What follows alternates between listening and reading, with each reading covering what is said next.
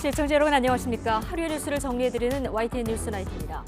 김만배, 신앙님 두 사람의 허위 인터뷰 의혹이 대선 개입 의혹으로 판이 커지고 있습니다. 검찰은 특별수사팀을 구성했습니다. 대북 송금 의혹 관련한 검찰 소환에 이재명 대표 오는 토요일인 9일에 출석한다고 입장을 밝혔습니다. 우여곡절 끝에 날짜는 잡혔는데 이화영 전 부지사가 기존 진술을 뒤집는 옥중 편지를 또 공개했습니다. 복잡한 상황의 정치권에서는 탄핵, 사형 등의 진흙탕 설전이 이어지고 있는데요. 강성 지지층만 바라보는 정치권 괜찮은지 오늘 나이트 포커스에서 관련 내용들 다뤄보겠습니다. 목요일 뉴스나이트 오늘의 헤드라인부터 정리해드립니다.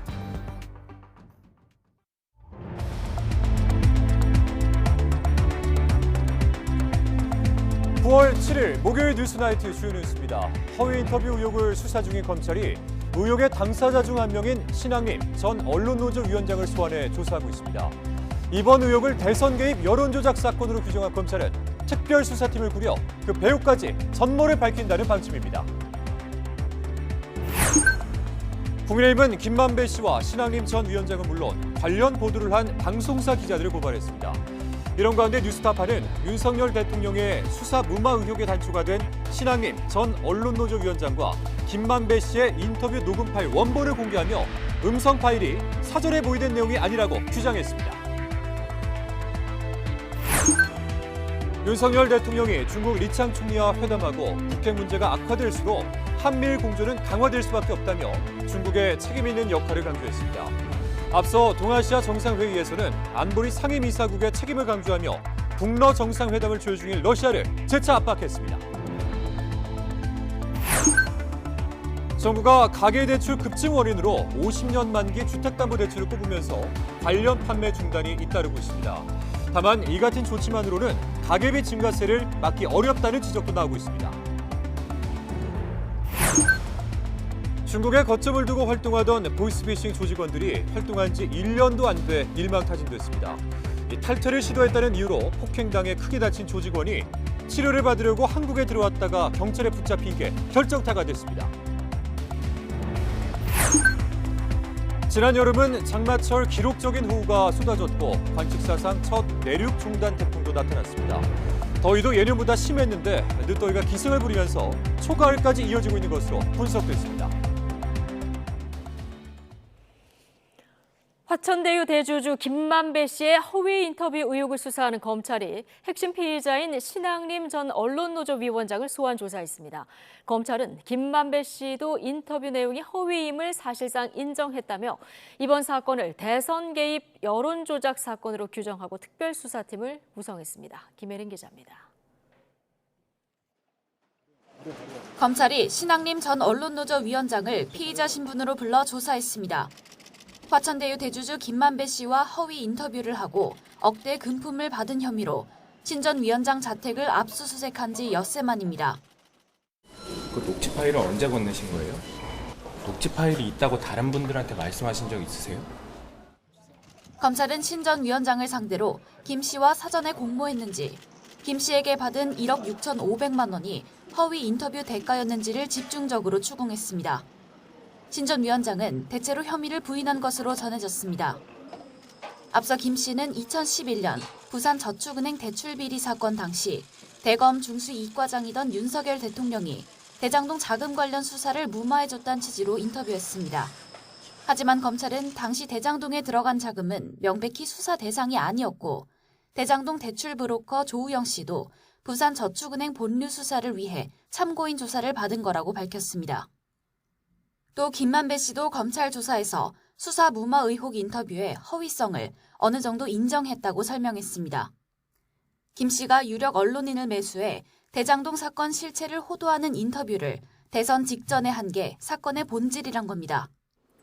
검찰 압수수색에선 신 전 위원장에게 건네진 1억 6,500만 원이 책값이 아닌 허위 인터뷰 대가임을 의심할 만한 간접 정황도 발견됐습니다. 화천대유 사무실에서 확보한 신 전 위원장의 책 3권이 거액의 가치가 있다는 김 씨 주장과 달리 사실상 방치돼 있었던 겁니다. 김 씨는 아울러 해당 인터뷰가 신 전 위원장이 몰래 녹음한 거라고 주장했지만 그럼 당시 대회가 녹취되고 있었던 것에 대해서는 전혀 몰랐어요? 예, 몰랐어요. 그거는 신앙님 선배가 저한테 사과해야 될 부분이라고 생각해요. 검찰은 두 사람이 사전에 공모한 정황도 포착한 것으로 전해졌습니다. 또 김 씨가 대장동 관계자들에게도 허위 인터뷰를 종용한 거로 보고 남욱 변호사를 불러 김 씨와 신 전 위원장 관계를 캐물었습니다. 검찰은 석방된 김 씨의 증거인멸 가능성을 주시하며 구속영장을 다시 청구하는 방안을 검토하고 있습니다. 이와 함께 이번 의혹을 대선 개입 여론조작 사건으로 규정하고 중앙지검 반부패 수사 3부를 중심으로 검사 10여 명이 참여한 특별수사팀도 꾸렸습니다. 검찰은 대선을 목전에 두고 허위 사실을 공표해 민주주의의 근간인 선거를 농단한 중대 사건이라며 특별수사팀 수사를 통해 사안의 전모를 철저히 규명하겠다고 강조했습니다. YTN 김혜린입니다. 국민의힘은 김만배 씨의 허위 인터뷰 의혹과 관련해 김 씨와 신학림 전 언론노조 위원장 그리고 이를 인용 보도한 기자들까지 고발했습니다. 사형에 처할 반역죄라면서 격한 반응까지 쏟아냈는데 민주당은 대통령실과 여당의 국면 전환용 공작이라고 반발했습니다. 박광렬 기자의 보도입니다. 대선 공작 게이트라는 이름을 붙인 뒤 하루 만에 여당의 공세 수위는 더 높아졌습니다. 허위 사실을 유포해 윤석열 대통령의 명예를 훼손했다며 인터뷰 당사자와 이를 인용 보도한 일부 기자들을 경찰에 고발했습니다. 이번 조치가 끝이 아닐 거라며 관련 보도를 내보낸 언론사의 사과와 입장 표명을 촉구했습니다. 관련된 악의적인 가짜 뉴스를 유포 퍼나르는 것에 대해서 책임은 끝까지 물을 생각입니다. 허위 인터뷰 의혹에 정치적 뒷배를 파헤쳐야 한다며 민주당과 이재명 대표를 향해서도 날을 세웠습니다. 전문가와 치밀하게 기획한 선거 공작이자 사형에 처해야 할 국가 반역죄라고 강경한 발언을 쏟아냈습니다. 정, 경, 검, 은 사자 유착에 의한 국민 주권 찬탈 시도이자 민주공화국을 파괴하는 쿠데타 기도로서 사형에 처해야 할 만큼의 국가 반역죄입니다. 여당의 파상 공세에 민주당도 가만히 있지는 않았습니다. 이딴 실정으로 위기에 몰린 대통령실과 여당이 국면 전환용 공작을 펼치고 있다고 발끈했습니다. 제자리 걸음을 걷는 이재명 대표 수사와 역사관 논란 등 국정 운영의 어려움을 타개하려는 의도라는 겁니다. 윤석열 정권이 지금 시점에서 봤을 때 국정의 난맥이고 어떤 문제가 있을 때는 이슈를 이슈로 덮고 국면 전환용 카드를 좀 쓰고 있는데 꾸준히 제기됐던 의혹인 만큼 녹취록 공개가 대선판에 준 영향은 제한적이었다며 언론을 길들이려는 목적 아니냐고 목소리를 높였습니다. 한 발 더 나가 의혹이 있다면 중립적 수사로 확인하면 될 일이라며 특검 카드를 재차 꺼내들었습니다. 홍범도 장군 흉상 철거라든가 이런 악재가 터지니까 언론 보도를 옥죄려고 하는 압박용으로 좀 이거 활용하고 있다. 저는 그렇게 보고 있습니다. 공작이다, 또 상당히 심각한 무슨 언론 왜곡이다 이렇게 말씀하셨으니까 그러면 특검하자는 거죠. 여당이 총력전에 나서면서 허위 인터뷰 의혹을 둘러싼 전선은 갈수록 확대되는 모습입니다. 정기국회 국정감사까지 각종 현안이 산적한 국회에 또 하나의 뇌관이 될 거라는 관측이 지배적입니다. YTN 박광렬입니다. 방송통신위원회가 지난 대선 과정에서 논란을 빚은 가짜뉴스 보도와 관련해 KBS, MBC, JTBC의 팩트체크 시스템 실태점검에 나섭니다. 방통위는 이번 실태점검에서 해당 방송사가 재허가, 재승인 시 제출한 방송의 공정성 및 객관성 확보 계획 이행 여부를 확인해 재허가, 재승인 조건 위반이 확인되면 시정명령을 내릴 계획입니다. 이번 실태점검은 필요시 다른 지상파와 종편 보도 채널로까지 확대될 수도 있습니다. 방통위는 허위 보도 등 악의적 행위가 단 한 번이라도 적발되면 퇴출하는 원 스트라이크 아웃제도 추진할 방침입니다. 현직 언론인 단체들이 방송통신위원회 등 국가기관과 정치권이 화천대유 대주주 김만배 씨 인터뷰 사건을 빌미로 언론 자유를 탄압하려 한다고 규탄했습니다. 전국 언론노조와 한국기자협회 등 6개 언론단체는 기자회견을 열고 정치권이 국기문란과 같은 단어를 동원해 언론 전체를 비판하고 원 스트라이크 아웃제를 도입하려 한다면서 이같이 밝혔습니다. 이들은 김만배 씨 인터뷰 보도와 관련해 언론은 내용 검증 과정을 거쳐 독자와 국가에 설명할 책임을 이행해야 하지만 정치권이 이를 이용해서 언론 탄압을 정당화해서는 안 된다고 강조했습니다. 아세안 관련 정상회의 참석차 인도네시아 자카르타를 방문 중인 윤석열 대통령이 중국의 2인자 리창 총리와 만나 북한 문제가 한중 관계에 걸림돌이 되지 않았으면 좋겠다며 책임 있는 역할을 요구했습니다. 김태효 국가안보실 1차장은 윤 대통령이 오늘 리창 총리와의 회담에서 북핵 문제가 악화될수록 한미일 공조가 강화될 수밖에 없다면서 한중 관계는 문제가 있더라도 빈번하게 자주 만나 교류와 대화하면서 풀어야 한다면서 최대한 이른 시일 내에 한국에서 한일중 정상회의가 개최될 수 있도록 협조해달라고 당부했고 이에 중국 측은 적극 호응하겠다고 답했다고 밝혔습니다.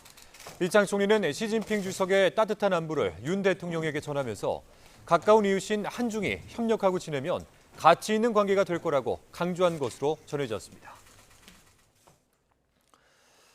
일본 언론이 북한과 러시아가 러시아 블라디보스토크에서 정상회담을 준비한다고 보도했습니다. 러시아 관계자가 관련 언급을 한 건 이번이 처음인데 우리 국가정보원은 김정은 북한 국무위원장이 러시아를 방문할 때 예상과 다른 경로를 택할 가능성도 있는 것으로 내다보고 있습니다. 최도희 기자입니다. 일본 방송 NHK는 러시아 정부 관계자를 인용해 김정은 북한 국무위원장과 푸틴 러시아 대통령이 러시아 극동 지역에서 정상회담을 하는 방안을 조율하고 있다고 보도했습니다. 러시아 관계자가 북러 정상회담과 관련해 언급한 건 이번이 처음입니다. 회담 장소로는 블라디보스토크 앞바다 섬에 있는 극동 연방대학을 포함해 검토하고 있다고도 전했습니다. 극동 연방대는 오는 10일부터 나흘 동안 동방경제포럼 행사가 열리는 곳으로 4년여 전 북러 정상회담도 이곳에서 열렸습니다.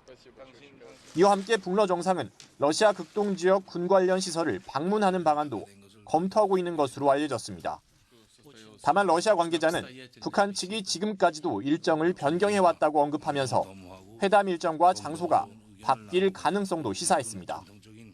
이와 관련해 국가정보원도 김 위원장이 러시아를 방문할 때 기존에 알려진 경로와 다른 경로를 택할 가능성이 있는 것으로 판단하고 있습니다. 기존에 언론에 공개된 경로와는 다른 경로로서 깜짝 행보를 보일 가능성도 좀 생각하고 있다 이렇게 좀 보고 있습니다. 앞서 미국 뉴욕타임스는 김 위원장이 이달 중 러시아 방문을 검토하고 있다며 특별 열차를 타고 블라디보스토크로 이동한 뒤 푸틴 대통령을 만날 것으로 보인다고 보도한 바 있습니다. 국정원은 또 북러 회담 여부는 우크라이나 전쟁 등 국제 정세에 큰 영향을 미칠 수 있어 각국 정보기관과 긴밀하게 정보를 교환하며 상황을 주시하고 있다고 보고했습니다. 외교부는 북러 간 교류 협력은 관련 유엔 안보리 결의를 준수하는 가운데 한반도 평화와 안정에 기여하는 방향으로 이루어져야 한다고 강조했습니다. YTN 최두입니다. 김정은 북한 국무위원장의 러시아 방문 가능성이 제기된 가운데 이 방문이 성사되면 러시아가 대북 제재 해제를 선언할 것이라고 친러시아계 정치 전문가가 전망했습니다. 러시아 여당 소속으로 연방 하원의원을 지낸 정치학자 세르게이 마카로프는 김 위원장이 러시아를 방문하면 러시아가 대북 제재 해제를 선언할 가능성이 크다면서 이는 북한 탄약의 대량 공급과 러시아의 식량 제공, 군사기술 이전 가능성을 열어줄 것이라고 관측했습니다. 김 위원장이 푸틴 러시아 대통령과 정상회담을 한 뒤 러시아가 대북 제재 해제를 선언하고 동시에 양측이 북한의 테러 무기 공급과 러시아의 대북 식량 및 군사기술 지원에 대해서 합의할 가능성이 크다는 관측입니다. 더불어민주당 이재명 대표가 쌍방울 그룹의 대북 송금에 관여했다는 의혹과 관련해서 검찰에 모레 출석하기로 했습니다. 긴 줄다리기 끝에 조사 일정이 확정된 건데 단식 열흘째인 피의자를 조사해야 하는 데다 핵심 관계자 이화영 전 경기도 평화부지사가 입장을 다시 번복하며 검찰의 고민이 깊어지고 있습니다. 김태원 기자입니다. 조사 일정과 방식을 놓고 신경전을 이어온 이재명 더불어민주당 대표와 검찰. 이에 따라 조사도 두 차례 불발됐는데 이 대표가 늦어도 이번 주엔 조사를 받으라는 검찰의 세 번째 요구에 응하기로 했습니다. 이 대표는 대정부 질문이 끝난 직후인 9일 토요일 검찰에 출석해 윤석열 정권의 무도한 소환에 당당히 맞설 것입니다. 검찰은 이 대표가 지난 2019년 경기도지사로 있으면서 이화영 당시 경기도 평화부지사를 통해 쌍방울 그룹의 대북 송금에 관여한 것으로 보고 제3자 뇌물 혐의로 이 건을 조사해왔습니다. 이번 조사에선 압수수색으로 확보한 국정원 보고문건과 방북 면담문건 등을 제시하며 이 대표를 압박할 것으로 보입니다. 하지만 이 대표는 대북 송금 의혹은 검찰의 소설이라며 혐의를 거듭 부인해온 터라 진술 거부권을 행사하며 맞설 가능성이 큽니다. 특히 공소장이 한 달 반 만에 돈을 준 사람, 또 받은 사람, 받은 장소, 날짜 그 경위가 다 다르지 않습니까? 이렇게 양측이 사실관계를 놓고 팽팽히 맞서는 만큼 이 대표가 앞서 다른 혐의로 출석했을 때처럼 긴 시간 조사가 불가피해 보이지만 변수가 있습니다. 조사 당일 단식 열흘째를 맞게 될 이 대표의 건강 상태로 검찰도 조사 시간을 얼마나 확보할 수 있을지 장담하지 못하는 모습입니다. 또 조사 도중 돌발 상황이 벌어질 경우 대책도 고심할 수밖에 없습니다. 이런 가운데 의혹의 중심에선 이 전 부지사는 자필 진술서를 공개하고 쌍방울의 대북 송금을 요청한 적이 결코 없다며 입장을 다시 뒤집었습니다. 8달 넘는 검찰 수사 과정에서 이 대표의 혐의를 인정하라는 압박을 받다 이 대표가 대북 송금에 관여했다고 허위 진술했다며 후회한다고도 밝혔습니다. 이에 대해 검찰은 이 전 부지사가 가족과 변호인 등을 자유롭게 적겨내었고 법정에서도 검찰에서 한 진술이 사실이라고 인정했다고 반박했습니다. 이어 이 전 부지사의 진술만으로 이 대표 혐의를 단정한 게 아니라 여러 물적, 인적 증거를 확보했다면서 의혹 규명엔 문제가 없다고 자신하고 있습니다. 그 법정에서 변호사님이랑 본인이 그 사실대로 진술했고 거기에 자유스러운 상태에 진술하셨다고 이미 법정에서 판사협회 얘기한 내용입니다. 검찰은 이 대표 조사를 마친 뒤 백현동 개발 의혹과 함께 묶어 구속영장을 청구할 방침인 것으로 알려졌습니다. YTN 김태원입니다. 네, 국민의힘 김기현 대표는 더불어민주당 이재명 대표가 쌍방울 그룹 불법 대북 송금 의혹과 관련해 오는 9일 검찰에 출석하기로 한 것을 두고 토요일을 택해서 가는 꼼수가 대단하다고 비판했습니다. 김 대표는 이 대표가 황제 수사, 황제 출석 전문가다운 행동을 한다며 이 대표가 진술을 서면으로 가름하고 30분 혹은 1시간만 조사받고 나온다고 할 게 우려된다며 당당하다면 그런 꼼수를 쓰면서 비겁하게 뒤에 숨어서는 안 된다고 주장했습니다. 민주당이 해병대 최상병 사건 수사 은폐 의혹과 관련해서 이종석 국방부 장관에 대한 해임 건의나 탄핵을 추진하기로 했습니다. 이념을 둘러싼 여야의 공방도 다시 격해지는 분위기입니다. 권남규 기자입니다. 민주당은 이종섭 국방부 장관이 해병대 최상병 순직 사건 수사 과정에 부당하게 개입했다며 초강수를 꺼내들었습니다. 이 장관에 대한 해임 건의나 탄핵 소추를 추진하기로 했습니다. 대한민국 해병으로 복무한 20대 청년의 억울한 죽음의 진실을 밝힐 시간입니다. 해병대 사령관이 혐의자를 특정 말라는 이 장관의 지시를 받았다고 진술하는 등 구체적인 외압 정황이 드러났다는 겁니다. 여당은 곧바로 반발했습니다. 군 명령권을 가진 지휘관의 직무를 정지하겠다는 발상 자체를 이해할 수 없다며 한마디로 다수당의 횡포라고 비판했습니다. 상명하복이 절대 근간인 군대에서 항명죄를 엄단하겠다는 국방부 장관이 무엇이 문제라고 해임 건의와 탄핵입니까? 최상병 순직 사건 수사 외압 의혹을 둘러싼 여야 간 신경전은 이념 공방의 불씨를 다시 지폈습니다. 특히 국민의힘 태영 의원은 단식 중인 이재명 대표를 찾아가 야당 의원들의 행태를 따져 물었습니다. 앞선 대정부 질문에서 민주당 의원들이 반국가적이고 공산 전체주의에 맹종한다고 주장한 자신을 원색적으로 비난한 걸 문제 삼은 겁니다. 대표는 가만두면 안 됩니다. 이거는 당에서 출당시키고 그리고 국회의원직 이거 대표님께서 책임지고 이거 내 질문이 그런 요청이 어디 있어? 역사관을 놓고 펼쳐진 치열한 설전은 경제 분야 대정부 질문에까지 이어졌습니다. 홍범도 장군을 이념의 광장으로 끌어내린 것이 바로 윤석열 정부이고 총리이고 국방부이고 육군 사관학교예요. 육사가 정체성에 맞춰서 전시물을 다시 재조정을 하는 겁니다. 민주당은 국민이 모두 주권자로서 권력을 행사하면 무정부 상태로 갈 수밖에 없다는 취지의 발언으로 논란이 된 김영호 통일부 장관의 해임 건의 카드도 검토하고 있습니다. 제1야당의 이런 공세를 여당 역시 지켜보고만 있지는 않을 태세라 대치 전선은 더욱 가팔라질 것으로 보입니다. YTN 권남기입니다. 지난 7월 경북 예천에서 집중호우 실종자 수색 도중 숨진 고 최상병 사건과 관련해 경북경찰청이 해병대 1사단에 대한 압수수색에 나섰습니다. 경찰은 부대 관계자 여러 명이 수사선상에 올랐고 이들에 대한 강제 수사에 들어간 건 맞지만 정확한 내용은 알려줄 수 없다고 밝혔습니다. 최상병 사고 이후 경찰이 해병대를 상대로 압수수색을 벌인 건 이번이 처음입니다.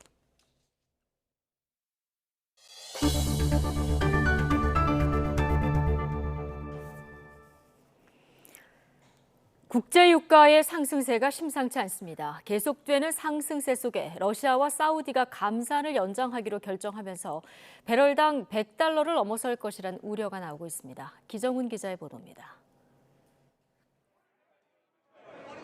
서부 텍사스 원유가 9일 연속 오르며 배럴당 $87 54센트로 마감했습니다.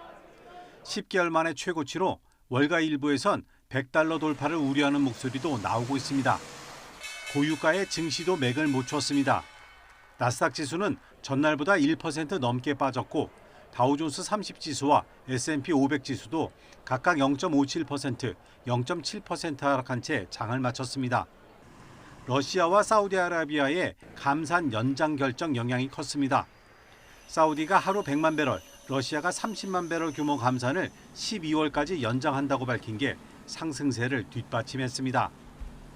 The big driver of what's differentiating within the market is the news that Saudi Arabia and Russia are extending their output cuts through the rest of the year. So that's made energy the leading sector so far today. 하지만 유가를 잡으려는 노력은 힘을 못 쓰고 있습니다. G7 등은 러시아가 석유를 팔아 우크라이나 전쟁 비용을 충당하는 것을 막겠다며 국제유가에 가격 상한제를 도입했지만 이미 있으나 마나입니다. 러시아 원유 가격은 지난 7월부터 상한선인 배럴당 $60를 넘어서서 최근 $67 선까지 올랐습니다. 가격 상한을 안 지키면 해상 운송이나 선박 보험, 금융 등 관련 서비스를 받을 수 없지만 러시아는 그러거나 말거나입니다. 서방 선박이나 보험 서비스를 이용하지 않고 원유를 판매하는 우회로를 통해 사실상 서방의 제재를 피하고 있습니다. 게다가 2달에 한 번씩 하기로 한 가격 상한선 재검토도 지난 3월 이후 한 번도 하지 않는 등 사실상 손 놓고 있는 상황이라 배럴당 $100의 우려가 우려로 끝나지 않을 가능성이 높아지고 있습니다. YTN 기정훈입니다. 최근 국제유가 상승과 중국 경기 불안 등 대외 불확실성이 커지면서 우리 경제의 부진 완화 흐름을 제약할 수 있다는 국책연구원의 진단이 나왔습니다. 한국개발연구원 KDI는 9월 경제 동향에서 최근 우리 경제는 수출 부진이 다소 완화되고 있지만 중국 경기 불안 등 대외 불확실성이 높아지는 모습이라고 평가했습니다. 또 중국 부동산 기업의 금융 불안, 국제유가 상승에 따른 소비자 물가 상승세 확대 등을 언급하며 경기 부진이 완화되는 흐름을 일부 제약할 가능성도 존재한다고 전망했습니다. 중국 정부가 자국 내 비료업체에 요소 수출 중단을 지시했다고 블룸버그 통신이 보도했습니다.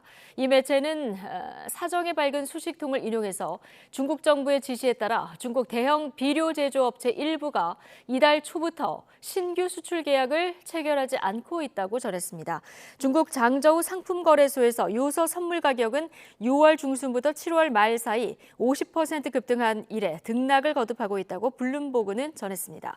세계 최대 요소 생산국인 중국의 수출 중단으로 각국에서 요소와 요소수 등 관련 상품의 부족 현상이나 가격 상승이 촉발될 가능성이 제기됩니다. 우리나라는 2021년도에도 중국의 수출 제한으로 요소와 요소수 품귀 현상을 겪은 바 있습니다. 정부가 가계대출 급증 원인으로 50년 만기 주택담보대출을 꼽으면서 관련 판매 중단이 잇따르고 있습니다. 다만 이 같은 조치만으로는 가계 빚 증가세를 막기 어렵다는 지적도 나옵니다. 이형원 기자입니다. 50년 만기 주택담보대출이 사라지고 있습니다. 지난달 NH농협은행은 한도 소진을 이유로 관련 대출을 없앴습니다. 이번 달 들어 기업은행은 최장 만기를 40년으로 줄였습니다. 한화생명을 시작으로 보험업계도 50년 만기 주담대 판매를 모두 중단했습니다. 금융당국이 가계대출 급증 원인으로 이 상품을 지목하자 업계가 호응한 셈입니다. 부동산 관계된 대출이 늘어나는 건 50년 만기 대출 같은 것들을 통해서 DSR 규제를 약간 회피하는 방향의 영향을 가진 것들, 이런 것들이 복합적으로 작용해서 지금 실제로 50년 만기 주택담보대출로 수요가 몰리면서 가계대출은 크게 늘었습니다. 지난달 말 5대 은행 가계대출 잔액은 680조 원이 훌쩍 넘습니다. 한 달 전보다 1조 6천억 원 가까이 늘어난 규모입니다. 신용대출은 줄었지만 50년 만기를 중심으로 주택담보대출이 2조 원 넘게 늘면서 전체 대출 증가세를 이끌었습니다. 다만 전문가들은 50년 만기 대출 중단만으로는 지금 같은 추세를 바꾸기 어렵다고 보고 있습니다. 제약을 하면은 조금 덜 나가기는 할 거라고 생각을 합니다. 근데 이제 이 부동산 가격들이 서울이 왔다 갔다 하는데 이런 수요적 요인을 이제 다 잡을 수 있을 것이냐, 그건 좀 아닌 것 같아서. 주택가격 상승 기대감이 고금리 부담을 넘어서고 있는 만큼 당분간 가계비 증가세가 계속될 것으로 내다보고 있습니다. YTN 이영훈입니다. 가짜 아르바이트 면접으로 여성을 유인해 성폭행하고 성매매업소 취업까지 알선했던 30대가 구속돼 최근 검찰에 넘겨졌습니다. 피해자 가운데 10대 한 명은 충격에서 헤어나지 못하고 생을 마감하는 안타까운 일도 있었습니다. 피해자 유족은 이 30대 남성이 처음부터 성폭행을 목적으로 여성들을 유인했다며 엄벌해달라고 호소했습니다. 김종호 기자입니다. 올해 고등학교를 졸업한 A씨는 지난 4월 부산 번화가에 자리한 스터디 카페를 찾았습니다. 아르바이트 구인 사이트에 이력서를 올렸다가 자리가 있다는 연락을 받고 간 건데 면접하겠다고 나타난 건 스터디 카페와 관계없는 30대 남성 B씨였습니다. 그 사람이 와서 처음부터 어떻게 얘기했냐면 면접을 봐야 되는데 전화번호가 필요하다 해서 와서 저희가 룸으로 됐으니까 그래서 와서 문제 본 거예요. 그게 다예요. B씨는 스터디 카페가 아니라 바로 옆 건물에서 일하지 않겠느냐고 제안했습니다. 얼떨결에 이끌려간 곳은 이른바 멀티방, 변종 성매매업소였습니다. 여기서 A씨는 감금해 성폭행까지 당했고 이날 충격으로 심리적 어려움을 견디지 못하고 생을 마감했습니다. 유족 신고로 수사에 들어간 경찰은 다른 피해자가 더 있다는 사실도 파악했습니다. 경찰 관계자는 B씨가 아르바이트 면접이라고 속여 여성 수십 명을 유인했고 이 가운데 일부를 성폭행했으며 성매매업소 취업 알선까지 했다고 설명했습니다. 그 관계는 여자를 소개해주고 소개받는 그런 관계입니다. 유력을 통해서 소개를 했다. 이 사실은 팩트입니다. A씨 유족은 B씨가 성매매업소 취업 알선 사례가 있지만 여성들을 유인한 궁극적인 목적은 성폭행이었다고 주장하며 엄벌해달라고 호소했습니다. 성소착증 환자 같은 놈이에요. 성매매 알선이나 일반 알선 이런 거는 자기가 나중에 잡혔을 때 처벌을 좀 낮게 받거나 하기 위해서 이렇게 포장을 한 거고. 경찰은 최근 구속 상태인 B씨와 성매매업소 관계자 2명을 검찰에 넘기고 유사 피해 사례가 더 있는지 찾고 있습니다. YTN 김종호입니다. 네, 불법 도박 사이트 60여 곳 자금을 관리해주는 대가로 무려 4천억 원을 챙긴 조직이 경찰에 적발됐습니다. 이른바 돈 세탁을 대신해준 건데 이 조직을 거쳐간 도박 자금이 무려 40조 원이 넘는다는 게 경찰의 설명입니다. 차상은 기자입니다. 아파트 탁자 위에 스마트폰 수십 개가 빼곡히 놓여 있고 거실에는 컴퓨터 여러 대가 켜져 있습니다. 불법 도박 사이트 자금 관리 조직의 사무실 가운데 한 곳입니다. 돈을 주고 산 이른바 대포통장 425개로 도박 사이트 자금을 대신 관리해 주다가 경찰에 적발됐습니다. 도박꾼들이 입금한 돈을 여러 계좌를 거치게 해 경찰 추적을 어렵게 만들고는 사이트 운영자 계좌로 다시 보내는 일을 했습니다. 지난 2021년 7월부터 1년 4개월 동안 도박 사이트 64곳의 자금을 관리했는데 오간 돈이 40조 원이 넘는다는 게 경찰 설명입니다. 여기서 자금 관리 조직이 챙긴 수수료는 1%, 4천억 원 넘게 번 셈입니다. 조직은 전국 36개 지부를 갖추고 경찰 수사에 대비한 매뉴얼을 만들어 추적을 피해왔습니다. 행정강령 매뉴얼에는 텔레그램을 이용하라든지 수사기관의 압수를 대비해서 적시적시 모든 자료를 폐기하라든지 그런 매뉴얼을 제작해서 숙지시키도록 했습니다. 경찰은 도박 자금을 관리한 24명을 붙잡아 이 가운데 총책 20대 A씨 등 3명을 구속했습니다. 돈을 받고 조직의 통장을 넘긴 77명은 전자금융거래법 위반 혐의로 입건했습니다. 총책 A씨는 부산 해운대 초고가 아파트에 살며 이른바 슈퍼카를 타고 세력을 과시하다가 경찰 수사망에 걸려들었습니다. 경찰은 A씨가 암호화폐 지갑으로 빼돌린 돈이 300억 원에 달하는 거로 보고 몰수를 추진하고 있지만 비밀번호를 알지 못해 어려움을 겪고 있습니다. 경찰은 한 사람의 이름으로 가상계좌 수백 개가 생성돼 범행에 악용됐다며 금융당국에 제도 개선을 건의하기로 했습니다. YTN 최상훈입니다.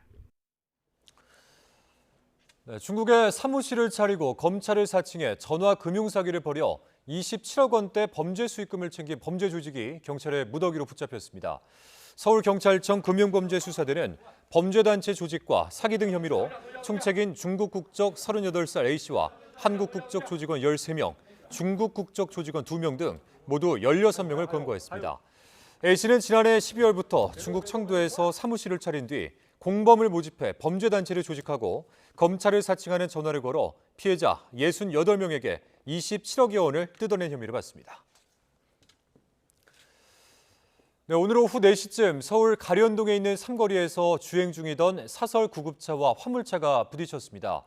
이 사고로 구급차가 넘어지면서 암 진료를 위해 병원으로 향하던 60대 남성 환자가 호흡곤란 증세를 보이며 이송됐습니다.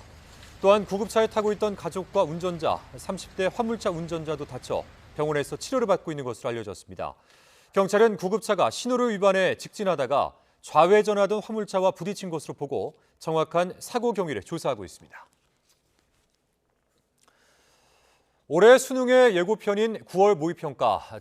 정부 예고대로 킬러 문항 없이 변별력을 확보했다는 평가가 나오고 있습니다. 복잡한 지문 대신에 헷갈리는 선택지나 함정 문제가 많았는데 수험생들은 남은 기간 동안 실수를 줄여나가는 데 집중해야 할 것으로 보입니다. 신지원 기자입니다. 킬러 문항 없었던 9월 모의평가. 가채점을 맞힌 수험생들은 허를 찔렸다는 반응입니다. 시험장에서는 술술 풀렸던 문제들에 함정이 숨어있던 겁니다. 시험장에서 볼 때는 되게 쉬웠고 이번에 점수가 아주 높게 나올 것 같아가지고 되게 대체로 변별력이 없었다고 생각했는데 이제 집 가서 채점을 해보니까 되게 틀린 문제가 많아가지고 헷갈릴 선지가 많다고 생각합니다. 수학은 그 준킬러 문제가 굉장히 쉽다고 생각을 하고 문제를 풀었는데 약간 함정이 있었거나 아니면 계산 실수가 있었거나 하는 점 때문에 예상했던 점수보다는 조금 떨어지는 점수를 받았던 것 같습니다. 수험생들이 손도 못 댈 문제는 없었지만 이른바 준킬러 문항이 늘면서 실수가 점수차를 결정하게 된 겁니다. 이번 9월 모의평가 표준 점수 최고점을 보면 국어는 142점, 수학 143점으로 지난해 수능이나 6월 모의평가보다 국어는 더 어려워지고 수학은 쉬워진 것으로 풀이됩니다. 1등급 컷도 공개됐는데 국어는 화법과 작문 90점, 언어와 매체 88점이었고 수학은 확률과 통계 92점, 미적분 88점, 기하 90점이었습니다. 특히 졸업생 등 N수생이 5명 중 1명꼴인 올해 수능에서 최상위권 이과 계열의 입시 경쟁은 더욱 치열해지고 문이과 교차 지원도 늘어날 가능성이 있습니다. 의대나 최상위권 지원하려는 친구들 같은 경우는 선생님 수학 100점 맞지 않으면 조금 어렵지 않을까요? 라는 이야기를 실제로 하기도 하거든요. 최상위권 같은 경우는 사실 실수를 안 하고 고득점을 받는 것이 굉장히 중요할 거라고 생각이 됩니다.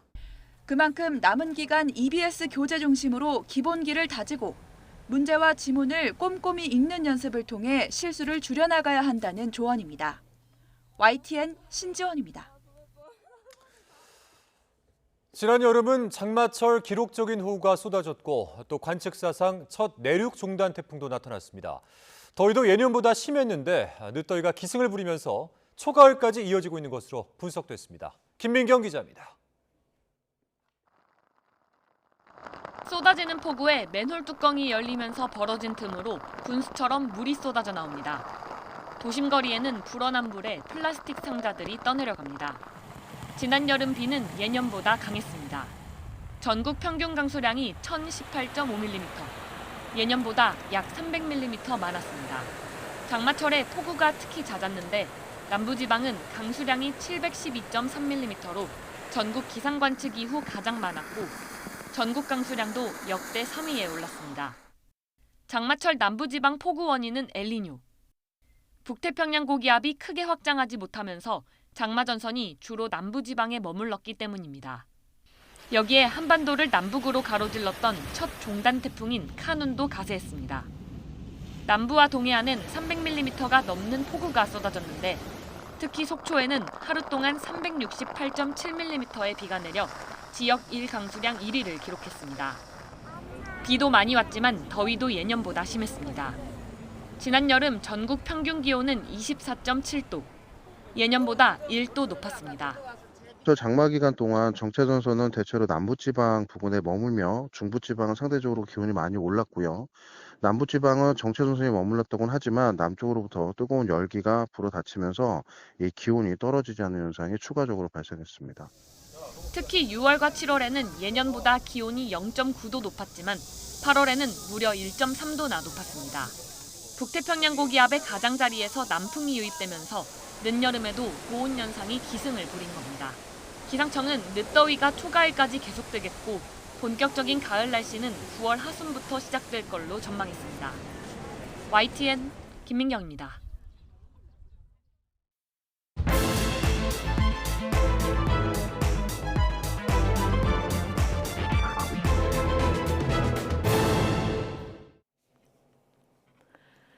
정치권 관심 뉴스들 진단해보는 나이트 포커스. 오늘은 김근식 전 국민의힘 비전전략실장, 김준일 뉴스톱 수석 에디터 두 분 모셨습니다. 어서 오십시오. 네, 안녕하세요. 네.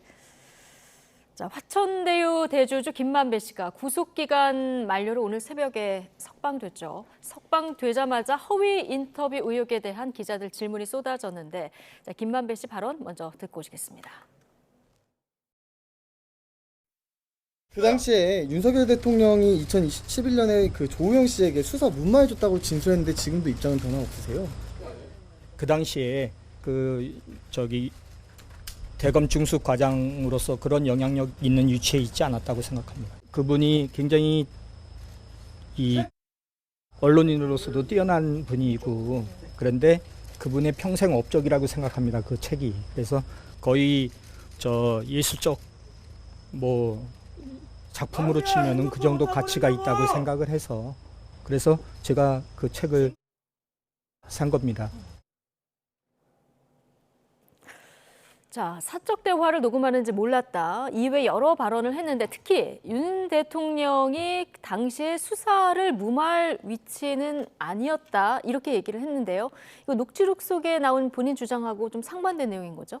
그러니까 아마 이 사건이 지금 오늘 검찰도 특별수사팀을 꾸렸습니다만 단순히 신앙림 위원장과 김만배 씨와의 어떤 개인적인 인터뷰 정도 해프닝으로 보지 않고 좀 더 큰 기획 속에서 나온 대선 공작인 게 아니냐 이런 식의 지금 의문을 갖고 수사를 진행하고 있기 때문에 그래서 지금 어제 그제 계속 그 신앙림 위원장 압수수색도 하고 또 김만배 씨 사무실도 압수수색 하지 않았습니까? 그리고 이제 검찰 소환도 오늘 신앙림 위원장이 됐기 때문에 아마 어제 석방되자마자 김만배 씨는 사실은 이제 그런 부분에는 굉장히 좀 빠르잖아요. 네. 그래서 아마 저 이야기를 하는 것은 제 생각인데요. 이게 진짜 대선에 개입하기 위한 언론 공작 정도로 자기가 의혹을 사는 것을 발을 좀 빼기 위해서는 내 스스로가 당시에 그 부산저축은행 사건 의혹을 제기했을 때 내가 주도한 게 아니고 나 스스로도 사실 그냥 한 이야기지 이것들을 내가 주도했다는 것이 아니라는 것을 강조하기 위해서 윤석열 당시 중수과장이 그럴 만한 위치에 아니다라고 아마 저는 변명을 하는 것으로 보이고요. 두 번째로는 지금 아까 화면에 나온 것처럼 1억 6,500만 원을 책을 값을 주고 샀다라고 이야기하는 것도 누가 봐도 믿을 수 없는 이야기입니다만 그걸 계속 강조하는 것도 만약에 그 대선에 그 영향을 미칠 의도를 가지고 계획적이고 의도적으로 인터뷰를 조직하고 거기에 대한 대가로 이게 금품이 수수된 것이 하면 굉장히 큰 사건이 되잖아요. 아마 그런 것들을 분리하기 위한 그런 아마 전략적 발언이었다. 법조 출신 전문 기자로서의 자기의 범죄 혐의에 대한 저는 발을 빼기 위한 전략적 발언이라고 생각합니다. 예. 자, 문제 1억 6,500만 원의 세 권의 책, 대한민국을 지배한 홍맥이던가요? 제목이. 어쨌든 앞서 들어보셨지만 예술적 작품으로 치면은 그 정도 가치는 된다고 판단했다라는 얘기를 했는데 검찰이 거길 가봤더니 이 책을 고의 모셔놓은 게 아니라 거의 방치가 돼 있다고 하더라고요. 그러니까 뭐 이분은 이를테면 직원이 이명과 어지럼증을 호소하니까 산재로 50억씩 주는 분이에요. 그러니까 그리고 네. 동료 기자한테 7억 원씩 빌려주는 분입니다. 그러니까 뭐 돈이 얼마나 많은지는 잘 모르겠어요. 근데 뭐가 이제 추정하는 걸로는 한 뭐 2천억, 3천억 얘기가 나왔잖아요. 그러니까 뭐 이 정도 1억 6,500만 원은 본인한테는 소위 말해서 껌값일 수도 있겠죠. 근데 이제 사회적 상규로 봤을 때 이거는 이제 좀 비정상적이다 이렇게 볼 수가 있고, 제가 이 방송에서는 안 말씀드렸는데 다른 방송에서 많이 말씀드렸는데 저 책을 저는 봤어요. 한 네. 3년 전에. 한 3년 전에 그러니까 뭐 언론계에 계신 분이니까 이렇게 지나가는 자리에서 저거를 신학님 씨가 항상 들고 다닙니다. 예. 그러니까 그리고 이제 저거를 쫙 족보처럼 저렇게 쫙 펼치잖아요. 저거를 본인이 다 일일이 이제 만든 거예요. 그러니까. 저게 몇 권이 저 3권이라는데 세 제가 권이고? 3권을 다 본 건 아니고 그러니까 뭐 대충 본 거죠 저도. 그러니까 이게 그러면서 돈으로 환산할 수 없는 가치다. 이제 본인은 이제 그렇게 주장을 하고 20년 동안 저거를 이제 대한민국의 재벌과 이제 뭐 이를테면 뭐 조선일보 뭐 언론 뭐 이런 사주들이라든지 막 이런 거를 이제 다 정리를 했다라는 거예요. 그래서 저도 야 대단하다 뭐 이런 생각을 했습니다. 네. 근데 이제 돈이 오간 거는 이제 이상하죠. 그러니까 쉽게 얘기를 하면은. 그래서 김만배 씨가 아마도 원래 한국일보에서 이제 좀 알고 지낸 사이였거든요.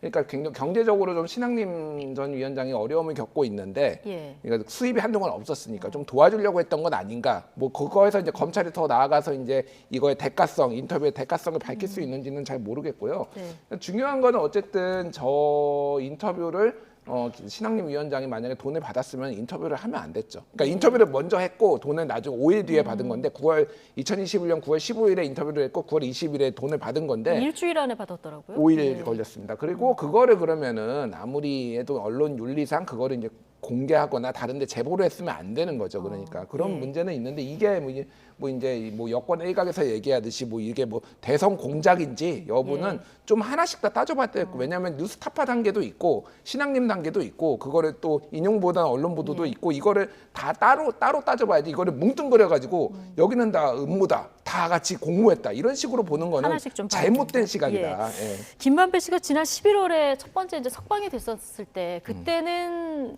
질문을 해도 침묵을 했었는데 이번엔 좀 비교적 말을 많이 했어요. 그러니까 지금 워낙 이게 사안이 좀 중요하게 굴러가다 보니까 그리고 그때는 선택적으로 좀 침묵을 하는 게 낫다라고 보고 있습니다. 저는 김만배 씨가 어제 나와서 했던 얘기 어느 것도 믿을 수가 없더라고요. 일단은 뭐 예술적 가치 얘기하면서 그것도 그러고 그리고 윤 대통령이 이런 수사를 무마할 위치가 아니었다라고 얘기한 것도 저는 상식적으로 이해가 안 가요. 왜 그러냐면은 중수 이과장 대검 중수부가 어떤 데입니까? 그리고 그때 당시에 2011년 3월부터 11월까지 부산저축은행 수사를 했거든요. 네. 그래서 72명을 기소를 합니다. 46명을 구속시키고요. 근데 조우영 씨만 빠졌어요 그때. 그러니까 이게 의혹이 뭐 없는 게 있는 게 아니라 거기에서 이제 뭐 커피 얘기가 더 나온 거지만 어쨌든 이게 어떻게 가능한 거냐라고 했을 때는 박영수 전 중수부장이 변호인 조우영의 변호사로 들어가면서 지금 이게 벌어졌다라는 의혹이 있었던 거잖아요. 그래서 이 얘기도 입장이 바뀐 거잖아요. 그러니까 이것도 저는 믿을 수 없다. 뭐 그리고 녹취를 72분 동안 했는데 이것도 뭐 녹취하는지 몰랐다?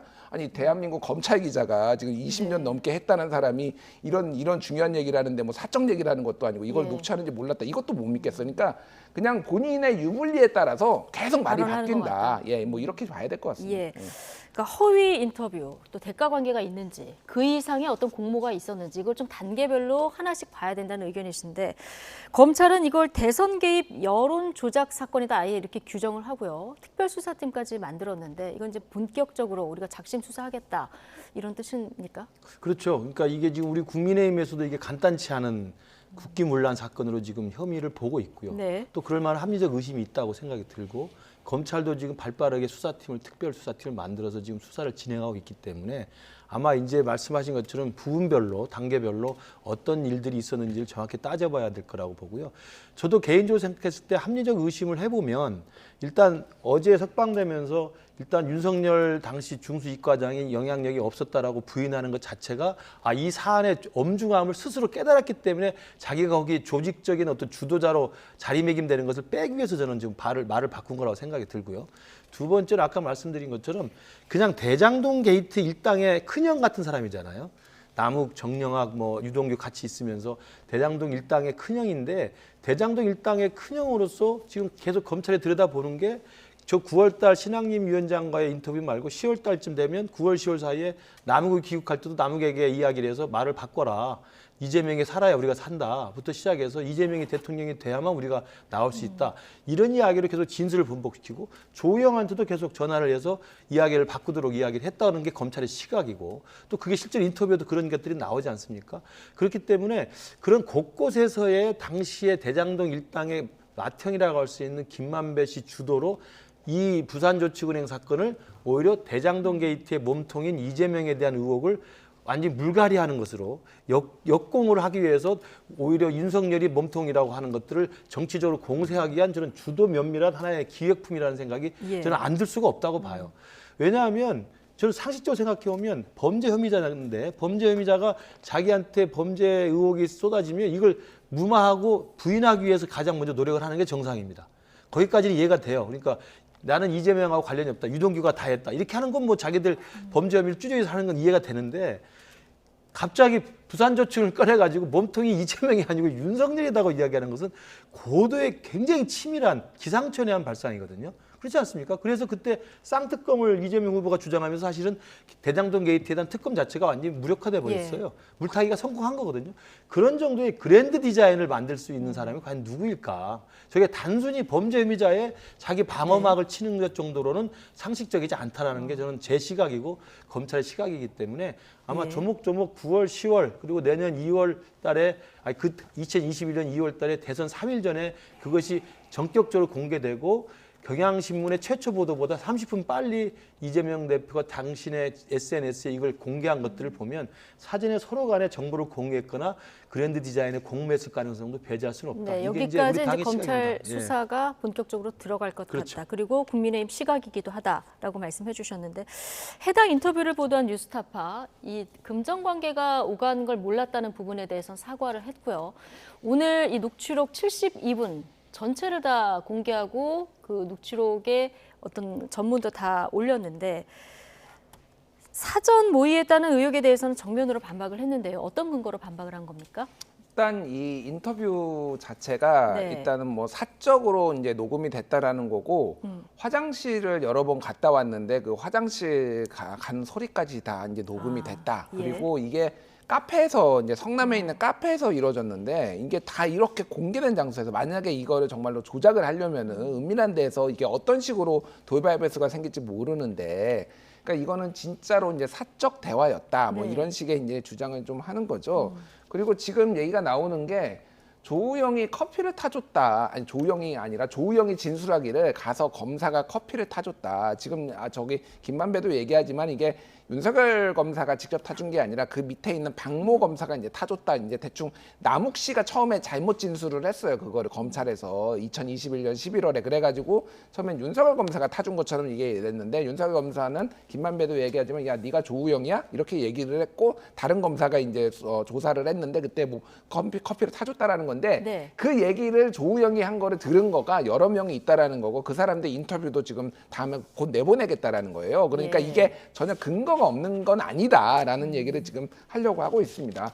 뭐 다른 거는 뭐 제가 다 뭐 대충 이해를 했는데 저 우리 김근식 교수님 말씀하신 거 하나만 이제 정정을 하자면은 뭐냐면은 정정이라기보다는 정확하게 얘기를 하는 게 뭐냐면은 그러니까 이재명 후보가 그 당시에 이거를 페이스북에다 이제 인용을 했잖아요. 그러니까 올렸잖아요. 이거를 하면서 그러면서 이제 이게 몸통은 뭐 윤석열에다 했을 때 이게 그러니까 뉴스타파 보도가 나온 지 1시간 전이 1시간 이후고요. 보도가 뉴스타파는 보도가 됐고 다른 언론에서 보도가 되기 전이었어요. 근데 제가 이제 이거는 좀 정확하게 해야 될 것 같아요. 보통 이제 기자 특히 이제 뭐 김정아 앵커도 이제 뭐 이제 여러 가지 하셨으니까 우리가 인용 보도를 언론에서 할 때는 이거를 무조건 덮어놓고 하지 않잖아요. 이거를 보도할 만한 가치가 있는지 그리고 사실관계가 어디까지 확인이 가능한지 하기 때문에 시간이 걸립니다. 근데 뭐 이재명 후보 같은 경우에는 이게 웬 땡큐냐라고 하고 바로 그거를 페이스북에 인용을 할 수가 있는 거예요. 그러니까 이를테면은 뭐 다른 언론 보도가 나오기 전에 뉴스타파 외에 다른 언론 보도가 나오기 전에 이거를 인용했다라고 해가지고 이거를 가지고 결탁의 증거다라고 하는 거는 저는 말이 안 된다 기본적으로. 그러니까 검찰이 만약에 그걸 밝히려면은 그거를 뭐 주고받아서 이런 거를 우리가 쏠 테니 너 빨리 받아라 뭐 이런 정도의 증거는 있어야지 이게 결탁으로 볼 수가 있는 거지. 예. 이건 무리한 지금 추정이다 이렇게 말할 수밖에 없을 것 같아요. 예. 어쨌든 인터뷰 10점상을 봐도 특정 후보를 겨냥하는 것이 좀 불가능했고, 그리고 여기 보면 아까 이거 나가면 나도 죽어 이런 얘기가 있는 것처럼 김만배 씨가 이제 상대방을 입단속하는 듯한 이런 정황도 있기 때문에 우리가 사전 모의한 건 아니다 이렇게 주장을 하고 있는데, 자, 여당에서도 어떤 얘기를 하냐면 이재명 대표 2022년 1월에서 3월까지 SNS가 이제 비공개로 전환된 이 부분을 또 지적하더라고요. 그걸 지금 이철규 사무총장이 지금 문제 제기를 했는데요. 아마 이재명 대표 측에서는 일부러 이렇게 삭제한 게 없다라고 지금 설명을 하고 있어요. 그래서 구체적으로 어떤 게 진실인지 모르겠습니다만 지금 민주당 쪽에 설명한 걸 들어보니까 대선이 끝나고 지난해 대선이 끝나고 패배했기 때문에 그 대선이는 일종의 전쟁터 같은 거기 때문에 지난 페이스북 SNS 활동을 쭉 점검하면서 불필요한 것들은 삭제했다고 설명하더라고요. 뭐 그 과정에서 빠져나갈 수도 있었을 것 같아요. 그리고 이제 최근에 저 허위 인터뷰 조작 사건이 이제 부각이 되니까 이게 과연 있었나 들여다보니까 없어진 게 이제 확인이 된 거죠. 그래서 이게 최근에 저게 보도되면서 삭제를 한 것인지 그 민주당 측의 설명대로 대선이 끝난 다음에 지난 대선 기간에 불필요한 것들을 좀 정리하기 위해서 일부러 뺐는지는 좀 확인해 봐야 될 것 같습니다만 어찌됐든 공교롭게도 그때 대선 직후에 뺐든지 최근에 뺐든지 간에 중요한 건 아까 나왔던 그 3일 전에 전격적으로 폭로된 그 뉴스타파의 보도 그 음성 파일 내용 이 부분이 삭제됐다는 건 분명한 사실입니다. 그렇기 때문에 아마 그것은 이재명 후보 측에서도 이게 가짜 뉴스라는 것을 동의했거나 아니면 가짜 뉴스를 확인했기 때문에 내렸을 가능성이 있는데 좀 수사를 통해서 확인이 될 거라고 보고요. 저 김준일 에디터가 말씀하신 그 당시에 사흘 전에 뉴스타파가 밤 9시인가를 공개를 했을 때 한 30분 지나서 이재명 후보가 SNS에 올렸고 그리고 30분 지나서 경향신문이 이제 일보로 인용을 했는데 그럴 수 있는 정황이 있습니다. 그냥 언론사는 확인을 또 체크를 해봐야 되기 때문에 할 수 있는데 저는 그런 것들에 대해서 일정 정도의 뉴스타파 측이나 또는 신학리 후보 측이나 이재명 후보 측에서 일정한 교감이 있을 수 있다고 합리적으로 의심하는 게 이재명 후보는 워낙 이런 부분에 대해서는 달인이기 때문에 대장동 게이트 처음 터졌을 때 우리가 제일 많이 떠올린 게 뭡니까? 유동규한테 전화해서 야, 폰 버려. 다 기억하시는 거 아닙니까? 누가 했습니까? 정진상이 했잖아요. 이런 사람들입니다. 그러니까 제가 이재명 후보라고 적시하는 게 아니고 이재명 후보 측이라고 이야기하는 거예요. 이재명 후보 측에서는 대장동 게이트 처음 나왔을 때부터 야, 폰 버려. 너 절대 안 되면 그럼 쓰레기라도 먹고 일단 앰뷸런스 타고 병원에 입원해라. 이런 이야기를 한 게 다 확인이 되지 않습니까?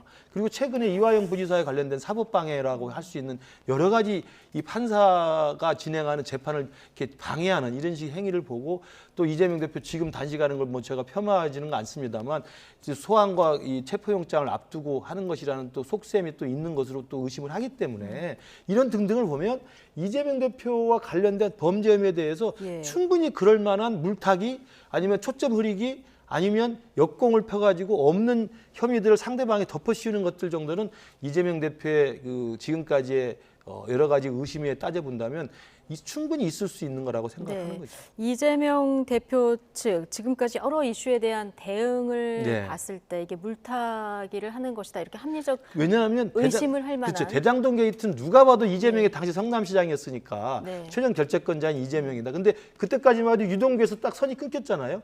그러다가 유동규가 변심을 하고 지금 정진상하고 김용이 그 기소가 된 거 아닙니까? 근데 이재명까지는 못 가고 있는 거잖아요. 그러니까 알겠습니다. 그런 걸 보면 이 부분에 대한 철저한 철벽 방어와 이달 대장동 게이트의 물타기를 위한 쌍특검 이런 정치적 공세가 분명히 기획된 것일 수 있다는 거죠. 알겠습니다. 김근식 실장님의 주장으로 듣고 오셨고 어쨌든 이 허위 인터뷰 의혹에 대해서 국민의힘은 뭐 김만배 씨 그리고 그 전 언론노조 위원장뿐만 아니라 이 해당 기자들도 지금 고발한 이런 상황이고요. 검찰도 특별수사팀 구성했고 그리고 뭐 문체부, 방통위, 서울시까지 다 대응에 들어갔는데 물론 뭐 허위 인터뷰를 했거나 사전 모의가 있었다면 그에 대한 상응하는 뭐 이런 처벌이 있어야겠습니다만 이 언론단체 중심으로 해서는 이번 사건을 빌미로 해서 너무 언론 탄압 혹은 언론 길들이기를 하는 것 아니냐 이런 주장이 좀 나옵니다. 그러니까 좀 이 뭐라고 해야 될까? 이 자유민주주의의 제도적 규범에 좀 맞게 좀 대응을 했으면 좋겠어요. 그러니까 지금 방통위원장이 원 스트라이크 아웃제 뭐 이런 얘기를 국회에서 했잖아요. 대한민국 자유민주주의 국가에서 이게 뭐 오보가 됐든 뭐가 됐든 이거를 냈다고 그거를 국가에서 나서 가지고 그거를 언론을 폐지하는 나라가 어디 있습니까? 자, 이런 거예요. 그러니까 예를 들면은 폭스뉴스가 지난 2020년 대선에 이 개표 조작이 있었다 이런 거를 했어요. 그러니까 그 회사로부터 개표기를 만든 회사로부터 1조 원 소송을 당했습니다. 그러니까 일반적으로 민사소송으로 이거는 이제 해결이 돼야 되는 문제예요. 물론 이제 그게 뭐 심각한 범죄였다라면 형사까지 들어가겠지만은 그걸로 언론사를 폐간한다? 이게 이제 말이 안 되는 거죠. 그리고 이거는 방통위하고도 상관이 없는 인터넷 신문 같은 경우에는 등록제입니다. 등록 허가제가 아니라 그러니까 등록만 하면은 누구나 만들 수 있고요. 이거를 이런 식으로 일방적으로 폐지하거나 이렇게 할 권한이 국가에 없다라는 거예요. 근데 지금 엄포를 놓고 있잖아요. 자, 기자들 고소한 거 저도 이거 고발한 것도 지금 황당한데 예를 들면은 국민의힘에서 저는 김만배 고발할 수 있다고 봅니다. 신학님 고발할 수 있다라고 봅니다. 그리고 뉴스타파에 이거 주도한 이름까지 다 적시해서 한상진 기자도 고발할 수 있다라고 봐요. 그런데 MBC 기자 4명을 지금 고발을 했어요. 네. KBS 기자 1명은 고발을 했다가 뭐 철회를 했습니다. 자, 왜 MBC만 하나요? 이거를 지금 보도한 게 3월 6일 밤에 9시에 나오고 3월 7일에 모든 방송이 다 보도를 했어요. 제가 한 번만 읽어드릴게요. 자, 제목이 이겁니다. 김만배 육성, 윤석열이 봐줬다, 윤측 명백한 허위. 이건 KBS가 보도를 한 거고요. 김만배, 박영수, 윤석열 통해 부산저축은행 수사 무마, 국민의힘 거짓말. 이거 YTN이 보도한 거고요. 윤석열, 박영수 통해 사건 해결, 김만배 녹취록, 국힘 명백한 허위. 이거 MBN이 보도한 거고요. 김만배 녹취록에 이준석 아니면 말고식 의혹 제기, 권영세 조작의 흔적 있어. 이거 MBC가 보도한 겁니다. 이게 무슨 차이가 있죠? 그러니까 제가 말씀드리려는 거는 왜 MBC만 찍어가지고 하냐고요. 그러니까 마음에 안 든다라는 거는 알겠는데 그럼 근거를 고발을 하려면 여기 지금 YTN 기자, MBN 기자, TV조선 기자 다 고발을 하셔야죠. 이런 식으로 하면 안 된다라는 너무 겁니다. 선택적이다. 그러니까. 선택적이 그러면 뭐를 기준으로 했는지 본인의 관심법입니까? 그러니까 궁예입니까? 너의 머릿속에 마구니가 들었다고 해서 지금 한 건가요? 그러니까 이런 식으로 하면 이러니까 언론 탄압이라고 지금 언론 단체들이 반발하는 거 아닙니까? 저도 이제 저 부분은 우리 국민의힘에서 지금 7명인가를 고발을 했는데 조금 더 좀 신중하게 선정할 필요는 있었다고 생각합니다. 그러니까 신학님, 김만배, 뉴스타파까지는 충분히 고발할 만한 충분한 혐의를 갖고 있다고 생각하고 이 부분에 대해서 검찰 수사가 진행이 되면 분명한 범법에 사실이 있다고 한다면 처벌을 받아야 되는 건데요. 이걸 이제 그냥 기사가 사실인 걸로 알고 인용했던 것에 대해서는 좀 엄밀하게 경중을 따져야 된다고 보고요. 그러나 다만 지금 하나 분명한 사실로 지금 어제 JTBC 메인 뉴스에서 공개 사과를 했잖아요. 그런 경우는 사실 JTBC 사건 같은 케이스는 분명히 그건 고발의 대상이 될 수 있죠. 그 뉴스를 담당해 리포트한 기자가 기자 정신을 상실한 채로 당연히 그 당사자인 조우영 씨가 아니라라고 윤석열 씨를 만난 적이 없다고 했음에도 불구하고 그 사실은 빼버리고 그냥 남욱이 전원문으로 남한테 들었다는 일로 했다는 것만 진술을 마치 사실인 것처럼 뉴스를 했기 때문에 JTBC도 내부의 검증 과정을 통해서 어제 그 공개 사과를 했거든요. 저는 그런 부분에 대해서는 뭐 방통이든 어디든 엄정하게 그 잘못과 죄에 대해서는 따져야 된다고 생각합니다. 그러나 말씀하신 것처럼 그럼 당연히 뭐 국민의힘이나 당시 그 윤석열 후보 측에서 명백한 허위 날조다라고 하는 걸 같이 균형 있게 보도했던 것에 대해서는 뭐 아무도 거기에 대해서 뭐 책임을 물 수는 없죠. 자, 어쨌든 검찰 수사는 좀 판이 커지고 있는 이런 상황이고요. 자, 대선 대북 송금 의혹 조사를 위해서 이재명 대표도 조사를 받아야 되는데요. 그동안 줄다리기를 하다가 자, 오는 9일 출석하겠다 이재명 대표가 얘기를 했어요. 드디어 날짜가 정해졌네요. 그렇습니다. 아마 이제 3번째 검찰과의 줄다리기가 만약 무산되면 뭐 일부 이제 보도에서 체포영장을 뭐 칠지도 모르겠다 이런 이야기가 나왔던 지금 상황이 있었고 그리고 아마 이재명 대표로서도 그 소환을 피해갈 수는 없다라고 판단을 한 것 같습니다. 그래서 아마 이번에는 9일 토요일로 검찰과 이재명 대표 사이에서 일정한 그 합의를 본 것 같은데요. 저는 이재명 대표 생각에서는 단식이 너무 장기화돼서 사실 거동이 불편할 정도가 되면 소환에 응할 수가 없는 현실적인 상황이 있을 것이고 그리고 그 단식을 이유로 계속 검찰 소환을 미뤘을 때는 언젠가는 구속영장이 청구될 텐데 구속영장 청구돼서 만약에 체포동의안이 국회에서 가결이 될 경우에 법정에 서서 이제 실질심사를 받을 거 아닙니까? 실질심사를 받았을 때 이렇게 날짜 조율을 못해서 계속 미루고 그 검찰의 소환을 마치 이렇게 빠져나가려는 듯한 그런 이미지가 쌓이는 것은 그 법정에서의 구속영장 실질심사에 불리하다는 판단을 분명히 했을 겁니다. 아마 그런 것들도 고려해서 이번 토요일로 검찰과 그 혐의자인 이재명 대표 사이에 일정한 절충점을 찾은 것으로 보입니다. 근데 여당에서는 왜 토요일 출석하는 게 꼼수다 이런 또 비판이 나오는 겁니까? 왜냐하면 토요일 날이라고 또 핑계를 대서 그날 당일날 가봐야 되겠습니다만 오전만 받고 가겠다 이럴 수도 있다는 그런 아마 의구심 때문에 그런 것 같은데요. 지켜봐야 될 것 같습니다. 알겠습니다. 지켜봐야 될 것 같다.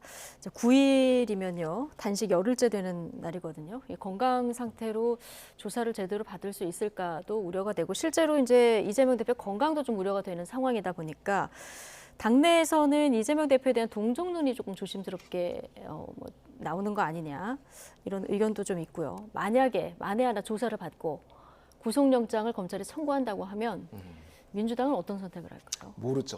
진짜 모르겠습니다. 진짜 모르겠어요. 지금 분위기가 좀 묘하게 흘러가고 있어요. 확실히 그 단식하기 전에는 이번에는 본인이 체포동의안 뭐 이제 표결에 대해서 당당하게 임하겠다, 뭐 영장실질심사 임하겠다 이런 식으로 뭐 이런 식으로 얘기를 했으니까 뭐가 됐든 가결시켜야 되는 거 아니야? 뭐 이런 기류가 뭐 친명 일부의 뭐 민영배 의원이나 뭐 예를 들면 정청래 의원이나 이런 분들은 뭐 빠져가지고 뭐 이거를 투표를 불성립시켜야 된다 이런 주장을 했지만 그건 불가능하거든요. 그럼 바로 또 투표를 해야 되니까. 근데 이제 지금은 약간 동정론이 있으니까 이게 국회의원들도 어쨌든 여론에 조금 민감하잖아요. 그러니까 요거를 지금 어떻게 될지를 좀 알 수가 없는 것 같아요. 그래서 뭐 이재명 대표가 이걸 노리고 단식을 했다 뭐 이런 주장도 있고 뭐 여러 가지가 있는데 제가 뭐 그걸 알 수는 없으나 어떻게 될지 좀 가늠하기가 어렵다라고 지금 말씀을 드려야 될 것 같고 아까 전에 9일 출석, 토요일 출석은 왜 그게 꼼수라고 얘기가 나왔냐면은 기자들이 보통 쉽니다, 토요일에. 기자들이 쉬니까 그러니까 언론의 스포트라이트를 제일 덜 받으려는 거 아니냐. 물론 이제 일요일은 또 일하죠. 24시간 뉴스 채널 YTN에서는 당직자가 또 나가야 되겠죠. 물론 그렇긴 하지만 웬만한 신문사들은 쉬는 경우가 많아요. 그러니까 이제 현장에서 조금 이제 그런 부분들이 좀 취재가 덜 되지 않나, 스포트라이트를 덜 받지 않나. 그리고 토요일 날에는 사람들이 뉴스도 덜 보거든요. 확실히 포탈의 조회수도 떨어지고 그래서 아마 그 꼼수라고 얘기를 한 것 같은데 검찰에서 이번 주 내에 나오라고 한 거고 뭐 선택의 폭이 별로 없었던 것 같아요. 그래서 꼼수의 가능성을 배제를 할 수 없으나 뭐 그것까지 요구를 해야 되나 뭐 이런 생각은 좀 듭니다. 자, 그런데요. 이화영 전 부지사가 또 옥중 편지를 공개했습니다. 그러니까 이재명 대표에게 보고했다 이런 진술을 이제 검찰에서 했다고 하는데 이게 검찰 압박에 의해서 한 거다 이러면서 옥중 편지 지금 두 번째 공개인 거고요. 이번에 박긴 변호사가 공개를 한 거죠. 박긴 변호사가 우여곡절 끝에 이제 사선이 사적으로 고용한 변호사인데요. 민주당 소속의 지금 도의원 신분입니다. 그렇기 때문에 정말 어떤 성격의 분인지 뭐 충분히 짐작이 가능하고요. 그동안 우여곡절 끝에 한 번은 부인이 소란을 피워서 법정이 이제 파행을 겪고 그 다음 재판에서는 또 민변 출신의 변호사가 나와서 재판을 거부하면서 하신 파행을 겪고 그 다음에는 국선 변호인만 있다가 또 파행이 됐다가 결국은 이제 다시 사적으로 새로 선임하겠다고 해서 이번에 이제 새로 선임된 분이 그 자필 지금 또 진술서를 공개를 했는데 지금 아까 그 리포트에 새로 임명된 수원지검장 인터뷰가 나왔습니다마는 이미 법정에서 재판장이 있는 상황에서 당시 그 진술을 했다는 이화영 부지사가 변호인 입회하에 그런 걸 했다라는 진술을 이미 했다라고 이제 그 수원지검장은 확실하게 이야기를 했습니다. 그렇기 때문에 아마 그 증거 능력에 대한 재판부의 판단은 지켜봐야 될 것으로 보입니다. 다만 검찰의 시각은 그동안의 그런 이화영 부지사의 진술 번복 이후에 민주당의 이재명 대표와 또 민주당 의원들의 전방위적인 엄청난 이 사법 방해와 진술 재번복 시도에 대해서는 잘 알려져 있기 때문에 검찰 측에서는 이게 이재명 대표의 그 진실의 문이 열리는 마지막 게이트키퍼가 이게 해제되는 상황이어서 그걸 막으려고 안간힘을 쓴 게 아닌가라고 하는 그런 합리적 의심을 갖고 있는 것 같고요. 저는 뭐 그 진술서의 내용도 이미 한번 그 부인이 가가지고 받아냈던 진술서랑 크게 다르지 않은 겁니다. 자필로 쓴 거라는 것이니까. 그래서 아마 다음 재판이 열리면 재판정에서 공개된 자리에서 이화영 부지사가 과연 어떻게 자의적인 또 임의적인 진술할지를 지켜보는 게 필요할 것 같습니다. 다음 재판에서 또 번복되는 진술을 한다면 정말 재판이 계속 될 수 있으려나 좀 걱정도 되는데 어쨌든 검찰은 이재명 대표 조사할 때 이화영 전 부지사의 기존의 진술을 바탕으로 뭐 이것만 가지고 질문지를 준비하지는 않았겠습니다마는 이걸 뭐 상수로 놓고 질문지를 준비했을 텐데 이렇게 되면 검찰 수사에도 조금 차질이 빚어지는 겁니까? 뭐 차질이 빚어질 수밖에 없죠. 예. 제가 조금 이렇게 취재하고 좀 알아본 바에 네. 따르면은 이게 수원지검에서 하고 있잖아요. 그렇죠. 사실은 이제 중간중간에 보고가 들어갑니다. 대검 쪽에 이제 보고가 들어가는데요. 수원지검에서는 이제 이화영 측이 입장을 바꿨다라는 거를 대검 측에 보고를 했다라는 거예요. 그런데 이게 언론 보도로 나와버린 거죠. 그래서 수원지검에서 그러니까 유출이 된 게 아니라 대검 쪽에서 아마 이게 언론 보도가 나왔다라고 해서 수원지검은 사실 굉장히 격앙됐다라고 합니다. 왜냐하면은 더 냅두면은 우리가 법정 해석까지 세워가지고 이거를 이화영을 진술을 시킬 수가 있는데 이거를 지금 윗선에서 괜히 섣부르게 언론 플레이했다가 지금 다 망쳤다. 뭐 이런 거를 제가 지금 전해 들었습니다. 네. 그래서 지금 이게 지금 수사가 어떻게 될지 모르겠어요. 저도 그러니까 이화영의 이제 이 부지사가 이미 여기까지 왔으면은 이미 좀 돌이킬 수 없다. 또 다시 바꾸기는 쉽지 않을 것 같고 이제 조금 이제 보고를 하지 않았다 쪽으로 계속 갈 가능성이 상당히 높은 것 같아요. 지금은. 예. 예. 자, 지금 정치권은 거의 뭐 살얼음판입니다. 양측 모두 살벌한 단어들을 쏟아내고 있는데요. 민주당에서는 최근 윤석열 대통령 탄핵 발언이 좀 잦아지고 있죠. 발언 듣고 오시겠습니다. 탄핵 갈 수 있는 소지가 충분히 있다는 말씀 분명히 드립니다. 정말로 국민의 뜻에 국리민복에 반하는 행위를 하면 끌어내려야 하는 것인데 그게 민주주의라는 거죠. 전국을 다니면서 강연을 많이 했는데요. 바닥 민심은 그러한 정서가 많습니다. 끌어내리자. 안 된다는 민심이 있어요. 이재명 대표가 민심은 천시입니다. 윤석열 대통령이 잘해주라는 강한 경고를 보냈다. 이렇게 해석합니다. 윤석열 대통령이 잘해주라는 강한 경고를 보낸 거다. 자, 박지원 전 국정원장 이렇게 우회 지원 사격까지 하는 발언인데 민주당에서 최근 이렇게 탄핵 발언이 잦아지는 이유를 어떻게 보십니까? 그러니까 저는 탄핵을 직접 입에 올린 지금 민주당 의원도 있고요. 또 박지원 대표까지 나서서 저렇게 뭐 이재명 대표의 이른바 끌어내리자라는 발언에 대해서 뭐 합리적으로 또 이렇게 변명을 해주고 있는 것 같은데 저는 그분들의 생각은 그렇다고 생각해요. 그러니까 민주당의 고정 지지층 분들이 계시죠. 네. 여론조사하면 항상 민주당을 지지하는 분들. 이런 분들은 어떤 정치적 이슈가 터져나와도 민주당의 일체화된 그 여론을 반영합니다.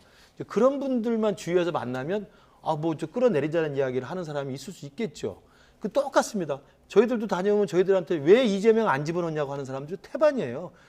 그럼 그렇게 말하면 우리가 그것만 반영하면 그게 민심이 되겠습니까? 그렇지 않은 거죠. 그래서 저는 이 민주당 현역 의원이고 또 당대표이고 당 중진인 분들이 공개적인 자리에서 서른의원 같은 경우는 국회에서 탄핵 이야기를 꺼내지 않았습니까? 이건 제가 볼 때 정치인으로서 해서는 안 되는 신중한 말들을 그렇게 함부로 내뱉으면 안 된다고 생각합니다. 설사 자기 주위에 서른의원 지역구에 다녀보니 한 10명 정도가 그 이야기를 했다고 치더라도 그걸 어떻게 국회 대정부질에서 합니까? 이런 것들이 제가 볼 때 민주당이 너무 선을 넘는다는 말씀을 드리는 거고 네. 이재명 대표도 마찬가지죠. 탄핵이라는 단어를 쓰진 않았지만 끌어내려야 된다는 이야기를 한다는 것은 우리가 당연히 대통령을 현직에서 끌어내는 것은 2015년에 박근혜 대통령 탄핵 말고 뭘 떠올리겠습니까? 현직 당대표가 그런 이야기를 하는 것 자체도 굉장히 부적절하다. 저는 그런 면에서는 뭐 여야가 지금 똑같다고 이야기를 합니다만 서로 간에 해서는 안 될 말, 신중하게 좀 정제해서 해야 될 말들은 정치권이 지금 다시 한번 좀 고려할 때가 되지 않았나 이런 생각이 듭니다. 지지층의 이야기만 반영하다 보니까 그렇죠. 이런 거친 단어들이 나온다는 말씀 해주셨는데 자 그럼 국민의힘에서는 어떤 발언들이 나오는지 좀 듣고 오실까요? 국민의힘 발언도 듣고 오시겠습니다. 대선 조작 공작 게이트는 단순한 흠집내기 차원의 정치 공세가 아니라 조직적, 체계적으로 아주 치밀하게 기획된 대선 선거 공작입니다. 선거 공작은 자유민주주의의 밑바닥에 커다란 싱크홀을 파버리는 사악한 짓이며 이 사건은 정, 경, 검, 언, 사자 유착에 의한 국민 주권 찬탈 시도이자 민주공화국을 파괴하는 쿠데타 기도로서 사형에 처해야 할 만큼의 국가 반역죄입니다. 정부를 남조선 괴뢰 도당으로 부르는 조청룡 간부의 추도사를 들으며 가만히 앉아 있었던 것 자체가 명백한 의원직 제명사유며 그런 자리를 자발자로 찾아간 자가 대한민국 국민이라는 사실은 대한민국의 치욕입니다.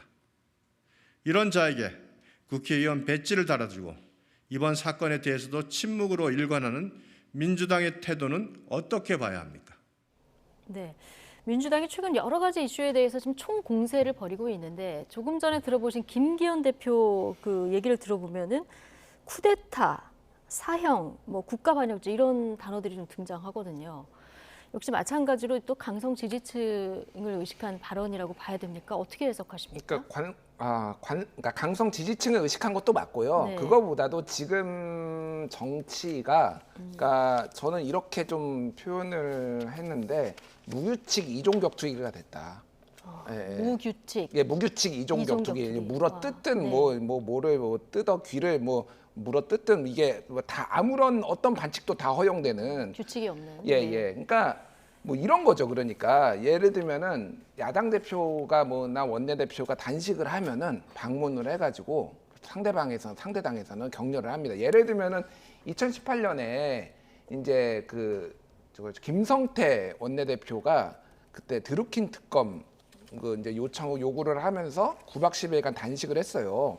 그때 홍영표 원내대표가 가가지고 이제 좀 그만 좀 하시라 이렇게 하고 그랬거든요. 지금 오늘 어젠가요? 태영호 의원이 국민의힘에서 처음으로 방문을 했습니다. 그렇죠. 그래서 이재명 대표한테 아니 그 당에서는 어떻게 나한테 북에서 온 쓰레기냐고 하면서 거기서 따지고 있었어요. 그러니까 끌려나가는 그게 다 이제 충성 경쟁하려고 하는 거거든요. 근데 저희가 지금 말씀하신 이 부분을 영상으로 만들어봤거든요. 이 영상 구성을 보고 이야기를 그럼 이어가도록 하겠습니다.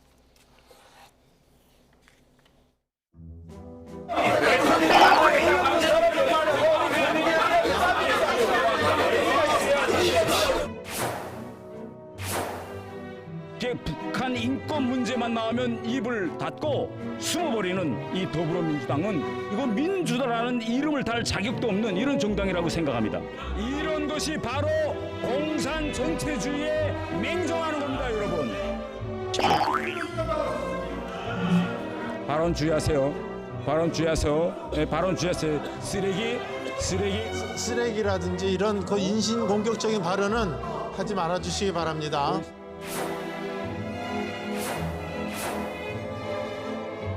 저를 향해서 막말을 넘어서 완전히 원색적인 저를 막말을 했습니다. 저에게 몇 분 동안 북한에서 온 쓰레기라고 소리치고 외친 박영순 의원, 이거 대표님 가만두면 안 됩니다. 이거는 당에서 출당시키고 그리고 국회의원직 이거 대표님께서 책임지고 이거 박탈시켜야 됩니다. 아니 그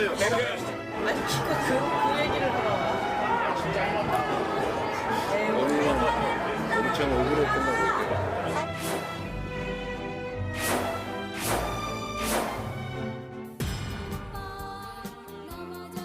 계속 찾아오고 있습니다.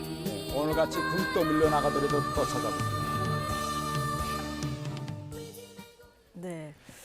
중요한 건 꺾이지 않는 마음. 오늘 이렇게 끌려나갔지만 다시 또 오겠다. 오늘 이렇게 얘기를 했는데 어쨌든 8일째 단식 중인 이재명 대표를 여당 의원이 찾아가긴 했는데 그러니까요. 어떻게 보십니까? 그러니까 제가 아까 전에 말씀드렸잖아요. 네. 이미 그러니까 민주당이 민주자를 빼야 된다라고 국회에서 얘기를 하는데 민주당이 가만히 있겠습니까? 그러니까 민주당 의원들도 이제 쓰레기 이런 얘기가 나오는 거고 그거를 또 단식 중인 대표를 찾아가는 게 이게 정상입니까? 저는 국민의힘 처음에 뉴스를 보고 국민의힘에서 드디어 처음으로 찾아가서 위로하는 줄 알았어요. 그런데 거기서 이제 따지고 있고 이게 또 끌려 나오고 이게 그러니까 악순환입니다. 악순환. 그래서 자 이거 진짜 어떻게 해야 되냐. 태영호 의원 굉장히 점잖으신 분이거든요. 근데 어느 순간 이제 공천이 이제 위급행을 강남갑을 태영호를 2번 줄 수 없다라는 기류가 있다 이런 얘기들이 나오니까 이제 막 좌충우돌하고 막 이를테면은 홍범도 장군 같은 경우에는 이제 이념 논쟁에 제 선봉에 서 계시잖아요. 그러면서 홍범도 장군의 사상이 뭔지를 알 수가 없기 때문에 거기에 둘 수 없다 이런 얘기까지 막 하시고 지금 그러고 있습니다. 그래서 정치가 제가 다른 방송에서 이런 표현을 썼는데 정치가 상스러워졌다 전체적으로. 참 좀 안타깝다 개인적으로 이런 생각 많이 합니다. 네. 자 태영호 의원 단단히 화가 난 것 같은데 단식 중인 대표를 찾아간 것도 좀 그렇지만 어쨌든 북한에서 온 쓰레기다 이런 발언이 이제 국회 안에서 나온 이런 부분도 적절하지는 않은 것 같습니다. 뭐 여야 할 것 없이 정치판이 상식과 품격과 규범이 없어진 건 뭐 정말 저도 안타까운 일이라고 생각하고요. 저는 그게 이제 뭐 연원을 따져보면 여기서 드릴 말씀인지 모르겠습니다만 조국 사태 이후에 염치가 사라진 정치판이 돼버린 거예요. 의혹이 제기되고 문제가 있고 불법 행위가 있고 잘못을 했으면 사과하고 인정하고 물러설 줄 아는 염치가 있었던 게 과거 YS, DJ, JP 때 있었던 저는 정치라고 생각합니다. 그게 어느 순간 다 사라지고 끝까지 버티는 이 멘탈 강한 이 파렴치한 얼굴만 남아 있는 건데 저는 저 태영호 의원의 저 쓰레기 발언에 대해서는 뭐 다른 걸 떠나서 이게 우리가 떠올리는 또 하나의 장면이 있지 않습니까? 과거에 임수경 의원이 그 국회의원 할 때 민주당에서 북에서 내려온 탈북자를 인사동 식당에서 배신자라고 해서 큰 문제가 된 적이 있습니다. 그러니까 저는 민주당이 다 그런 건 아니겠지만 민주당 내 일각에서는 여전히 북에서 우리 남쪽으로 오신 탈북자분들에 대해서 배신자 쓰레기라는 생각을 강하게 갖고 있는 게 사실입니다. 그런 것들이 배어나는 거예요. 뭐 저는 태영호 의원이 지금 그 단식하고 있는 이재명 대표를 찾아가서 항의하는 게 저도 적절하다고 보지는 않습니다. 그럼에도 불구하고 애초에 원인을 제공한 것은 어떻게 국회의원 신분으로 대정부질을 하는데 국회 안에서 그것도 현역 국회의원이 북에서 넘어온 쓰레기라고 이야기를 하고 또 심지어는 민주당 일각에서 또 이야기를 들어오면 부역한 거 아니냐, 공산당 정권에 부역했던 고위급 외교가 아니었냐 이런 식의 생각을 하고 있는 분들이 있습니다. 저는 그게 과연 민주당이 과연 우리 대한민국 정체성에 맞는 정당일까요? 저는 이 부분에서 민주당이 스스로 한번 되돌이켜보는 계기가 된다고 생각합니다. 네. 어쨌든 여야 모두 좀 최소한의 염치를 챙기는 정치를 했으면 좋겠다. 오늘 이 말씀까지 들어봤습니다. 김근식 전 국민의힘 비전전략실장, 김준일 뉴스톱 수석 에디터 두 분과 함께했습니다. 고맙습니다.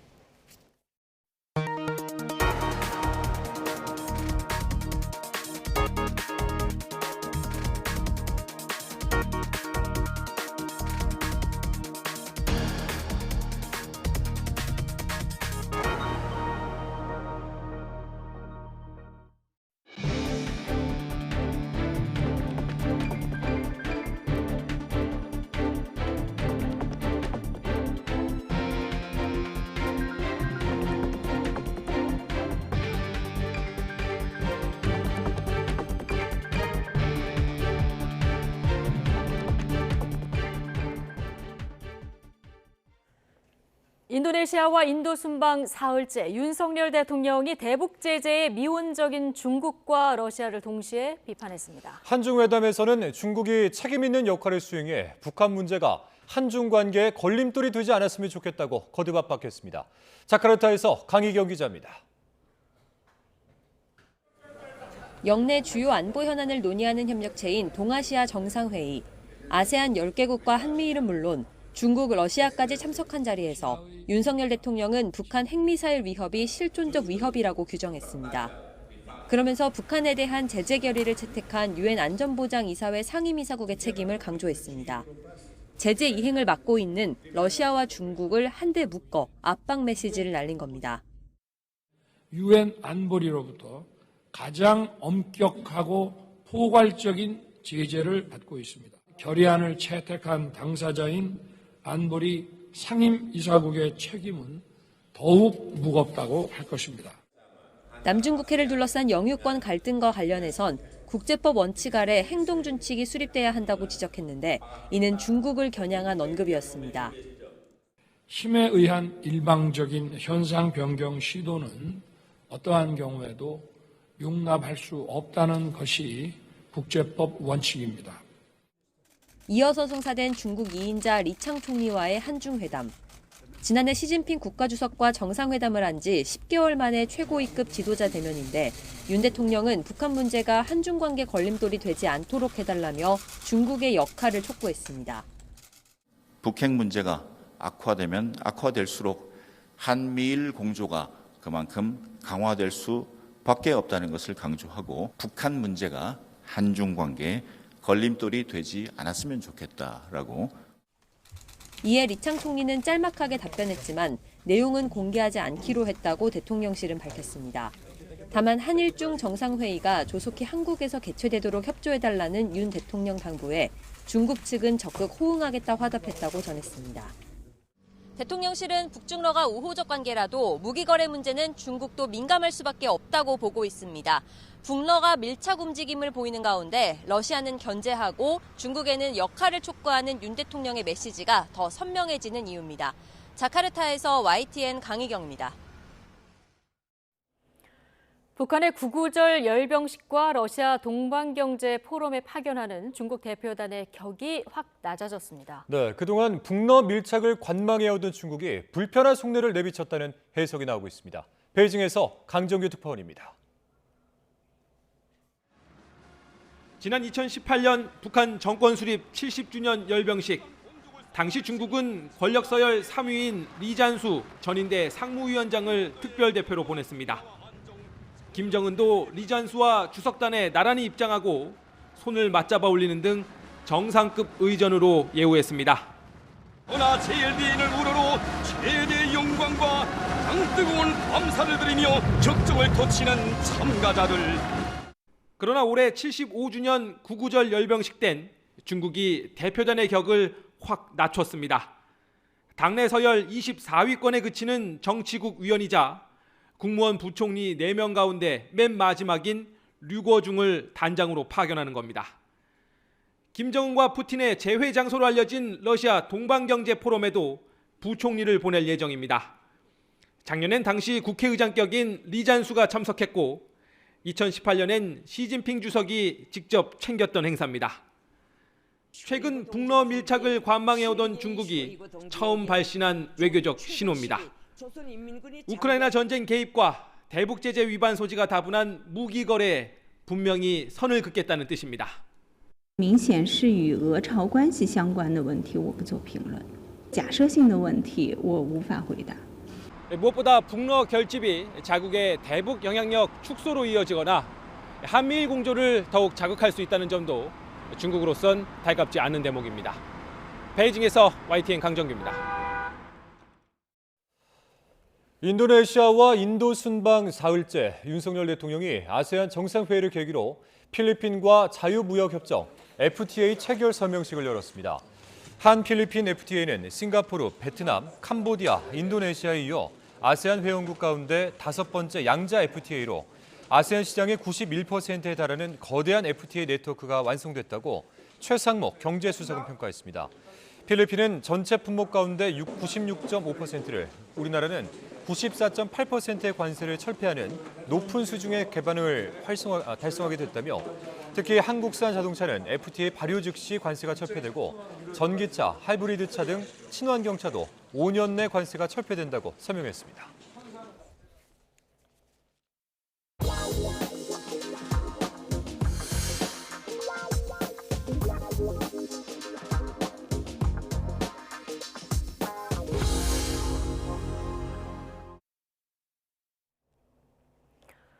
국토교통부가 무량판 구조가 적용된 민간 아파트에 대한 전수조사에 착수한 지 한 달이 지났습니다.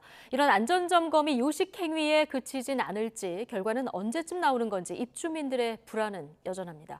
점검이 어떻게 이루어지고 있는지 윤혜리 기자가 현장을 다녀왔습니다.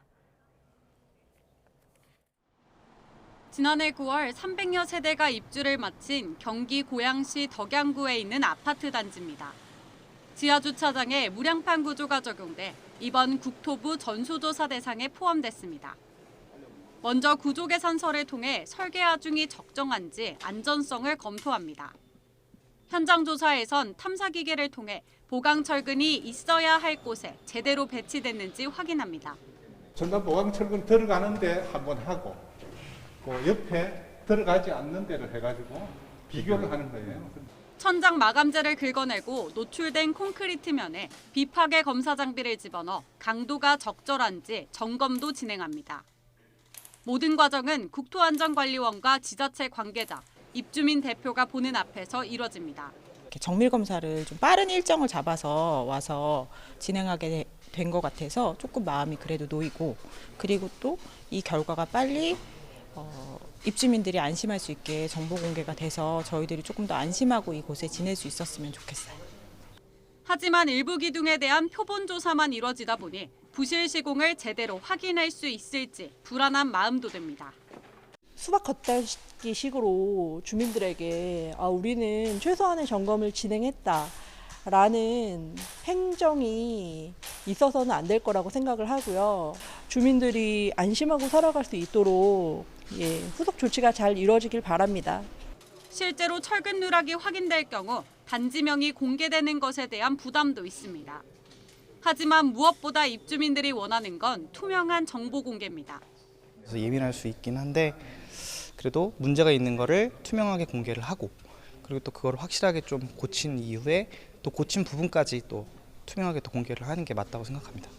LH 무량판 아파트 전수조사에 걸린 시간은 석 달. 주거동까지 범위를 넓힌 민간 아파트 전수조사가 이보다 짧은 시간 내 제대로 이뤄질 수 있을지 의문이 제기되는 가운데 국토부는 다음 달 결과를 공개할 계획입니다. YTN 윤혜리입니다. 건설사들을 대상으로 한 시공능력 평가 기준이 9년 만에 큰 폭으로 개편됩니다. 철근 누락으로 인한 한국토지주택공사, LH 인천 검단 아파트 지하주차장 붕괴 사고 등을 반영해 안전, 품질, 건설 현장 불법 행위에 대한 평가를 강화했습니다. 중대재해처벌법 유죄 판결을 받는 건설사는 공사 실적을 10% 깎아 평가하기로 했습니다. 미국의 대중 수출 규제가 심화하는 가운데 SK 하이닉스의 메모리 반도체가 중국 화웨이의 신형 휴대전화에 사용된 것으로 확인돼 SK 하이닉스가 경위 파악에 나섰습니다. 블룸버그 통신은 반도체 컨설팅 업체 테크인사이트에 의뢰해 화웨이의 스마트폰을 해체 분석한 결과 부품 가운데 SK 하이닉스의 D램과 낸드 플래시가 포함된 것으로 파악됐다고 보도했습니다. 테크인사이트는 화웨이가 부품 대부분을 중국 업체로부터 공급받았으며 SK 하이닉스의 메모리 칩은 해외 기업 부품이 사용된 예외적인 경우라고 밝혔다고 블룸버그는 밝혔습니다. 하지만 SK 하이닉스는 미국의 제재 조치가 도입된 이후 화웨이에 거래한 사실이 없다고 밝혔습니다. 카드사 실적이 연일 악화하는 가운데 자금 조달 창구인 여전체 금리도 나날이 치솟고 있습니다. 이 때문에 업계에선 외화채 차입을 단계적으로 허용해야 한다는 목소리가 잇따르고 있습니다. 엄윤주 기자의 보도입니다. 소비자들에게 혜택이 많은 이른바 혜자카드가 줄줄이 단종되고 6개월 무이자 할부 서비스도 보기 어려워진 요즘. 배경에는 카드 업계의 수익성 악화가 있습니다. 실제로 올해 상반기 카드사들의 순이익은 지난해보다 10% 넘게 감소한 것으로 나타났습니다. 고금리의 조달 비용이 오른 영향이 가장 컸습니다. 고객의 카드 이용액 증가에 따른 수입보다 자금을 마련하는 데 드는 비용이 더 많이 든 겁니다. 여기에 부동산 PF 부실 우려와 새마을금고 사태까지 겹쳐 여전체 금리까지 다시 치솟으면서 카드사 입장에선 부담스러울 수밖에 없는 상황이 이어지고 있습니다. 이 때문에 업계에서는 정부가 해외 채권 차입의 신규 발행을 허용해 조달 구조를 다변화할 수 있도록 해줘야 한다는 주장이 잇따르고 있습니다. 지난 2015년 정부가 카드사의 외화 차입을 제한하는 행정 조치를 종료했지만 여전히 신규 발행에 한해서는 사실상 기재부의 승인을 얻어야 하기 때문입니다. 국내 전체 시장에서 차지하는 제2금융권의 그 채권 시장이 되게 미미하기 때문에 결국은 신규 조달을 위해서 해외로 눈을 돌릴 수밖에 없는 상황입니다. 기재부 승인상인 관계로 실제로 거의 불가능한 상황입니다. 하지만 지금처럼 원화 가치가 떨어지는 상황에서 외화 채권 도입을 자유롭게 하면 금융시장의 불안 요인을 키운다는 지적도 만만치 않습니다. 채권 발행을 통해서 조달된 달러는 금리 변동과 환율 변동에 따른 위험성을 증가시킬 수 있기 때문에 현재와 같은 수요가 증가했다 하더라도 이를 전면적으로 허용하는 데는 어려움이 있다고 생각됩니다. 이에 대해 기획재정부는 외화채 신규 발행을 무작정 막는 건 아니라면서도 거시 건전성에 미치는 영향을 고려해서 업계와 지속적으로 협의해 나가겠다고 설명했습니다. YTN 엄윤주입니다. 전국 철도 노동조합이 오늘 14일 오전 9시부터 18일 오전 9시까지 총파업에 나섭니다. 철도 노조와 노조는 수서와 부산을 잇는 KTX 노선을 운행할 필요가 있다고 주장했지만 국토교통부가 대화를 거절해 1차 경고 파업에 돌입한다고 밝혔습니다. 철도 노조가 실제로 파업에 들어가면 지난 2019년 11월 이후 4년 만입니다. 저희가 준비한 간담회 자료 먼저. 이와 관련해 한국철도공사 코레일이 파업 결정을 즉시 철회하라고 촉구했습니다. 코레일은 철도 노조가 요구하는 수서행 KTX 운행은 정부 정책 사항으로 노사 교섭이나 파업의 대상이 될 수 없다며 파업을 강행할 경우 법과 원칙에 따라 엄정하게 대응하겠다는 계획입니다. 포획이 금지된 암컷 대게나 덜 자란 대게를 잡거나 유통한 11명이 해경에 검거됐습니다. 대게잡이 배가 드나드는 항구 가까운 산에 비밀 수족관까지 만들어서 범행을 저질렀습니다. 오태인 기자입니다. 식당 앞 도로에 멈추는 승용차. 한 남성이 내리더니 스티로폼 상자를 식당으로 옮깁니다. 암컷 대게를 납품하는 겁니다. 이같이 암컷 대게나 껍데기 크기가 9cm 이하인 덜 자란 대게를 유통한 11명이 해경에 검거됐습니다. 알을 품은 배 모양이 호빵을 닮아 이른바 빵개라고 불리는 암컷 대게는 자원 보호를 위해 1년 내도록 포획이 금지됐습니다. 해경은 검거한 11명 가운데 포획선 선장과 불법 포획 대게를 사들인 유통업자 등 2명을 구속했습니다. 선장은 암컷 대게가 산란하는 바다에서 주로 불법 조업한 거로 드러났습니다. 암컷 대게의 주요 산란장이 동해안의 약 10마일 건 해상 그리고 수심이 200m에서 300m 정도 이른 해상으로 조사되고 있고 유통업자는 항구 가까운 곳에 있는 산에 수족관을 몰래 만들어 대게를 보관하며 단속을 피했습니다. 산에 있는 자신의 주거지에 수족관을 설치해 두고 야간을 틈타서 몰래 그곳으로 암컷 대게나 최장 미달 대게를 운반한 다음에 그곳에서 주로 유통책이나 구매자들한테 판매하는 방식으로 해경은 이들이 1월부터 3월까지 암컷 대게 2,700여 마리와 덜 자란 대게 2,300여 마리를 유통해 부당이익 1,500만 원을 챙긴 것으로 파악했습니다. 또 불법으로 포획한 대게를 먹기만 해도 2년 이하의 징역 또는 2천만 원 이하 벌금 같은 처벌을 받을 수 있다며 주의를 당부했습니다. YTN 오태인입니다. 현직 경찰관이 서울 용산구 아파트에서 추락사한 사건을 수사하는 경찰이 모임을 주도하거나 마약을 제공한 일행 3명의 구속영장을 신청했습니다. 서울 용산경찰서는 숨진 강원경찰청 소속 A경장 등에게 모임 장소를 제공한 아파트 세입자를 비롯해 모임을 주최하거나 모임에 마약을 공급한 참석자 등 3명에 대해 마약류 관리법 위반 혐의로 구속영장을 신청했습니다. 경찰은 이들 3명의 마약류 정밀 감정 결과 소변에서 케타민과 엑스터시, 필로폰 등 마약류 양성 반응이 나왔다고 전했습니다. 애초 A경장과 일행 15명이 아파트에 있었던 것으로 알려졌는데 참석자가 21명으로 늘었습니다. YTN은 농협이나 축협 등 금융협동조합의 내부 성비위와 비리를 잇따라 보도했는데요. 노동당국이 법 위반이 의심되는 조합의 지점 100여 곳을 추려서 조사를 해보니 모든 지점에서 문제가 적발됐습니다. 보도에 조용성 기자입니다.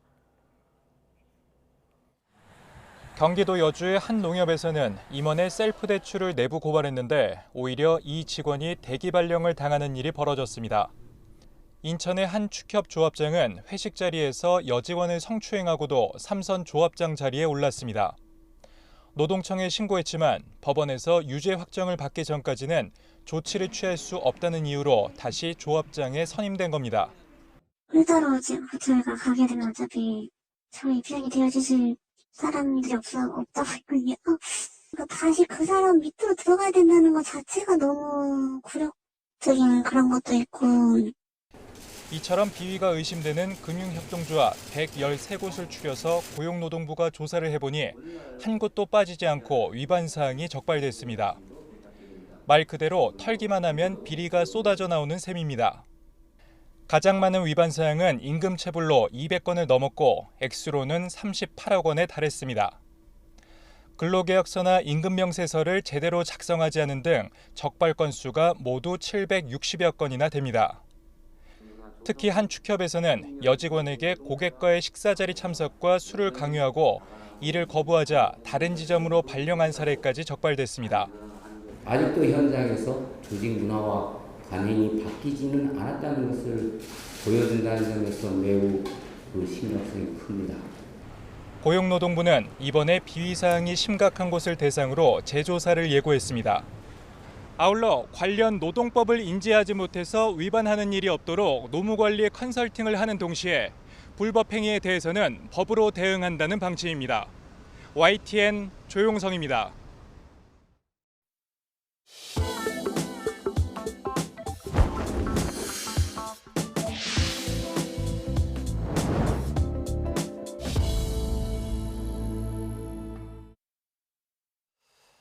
뉴스타파가 윤석열 대통령의 수사 무마 의혹에 단초가 됐던 신앙림 전 언론노조 위원장과 김만배 씨의 인터뷰 녹음 파일 원본을 공개했습니다. 관련 의혹이 언급된 건 1시간 넘는 대화 중에 3분 정도였는데 이 인터뷰가 대선에 영향을 미칠 목적으로 기획된 것인지는 수사를 통해서 밝혀내야 할 것으로 보입니다. 송재인 기자의 보도입니다. 뉴스타파가 공개한 녹음 파일은 모두 72분 분량입니다. 지난 대선을 6달 앞둔 재작년 9월 경기도 성남에서 신앙림 전 언론노조 위원장이 김만배 씨를 만나 나눈 사적 대화를 녹음한 형식입니다. 알려진 것처럼 김 씨는 대장동 사업에 들어간 부산저축은행 대출금 관련 수사를 박영수 전 특검을 통해 무마했다고 주장했습니다. 당시 대검 중수 2과장이던 윤석열 대통령도 이 과정에 포함돼 있다고 언급합니다. 박영수가 그러면 윤석열하고 통했던 거야? 윤석열이를 데리고 있던 애지. 아니, 데리고 있었기 때문에. 통했지.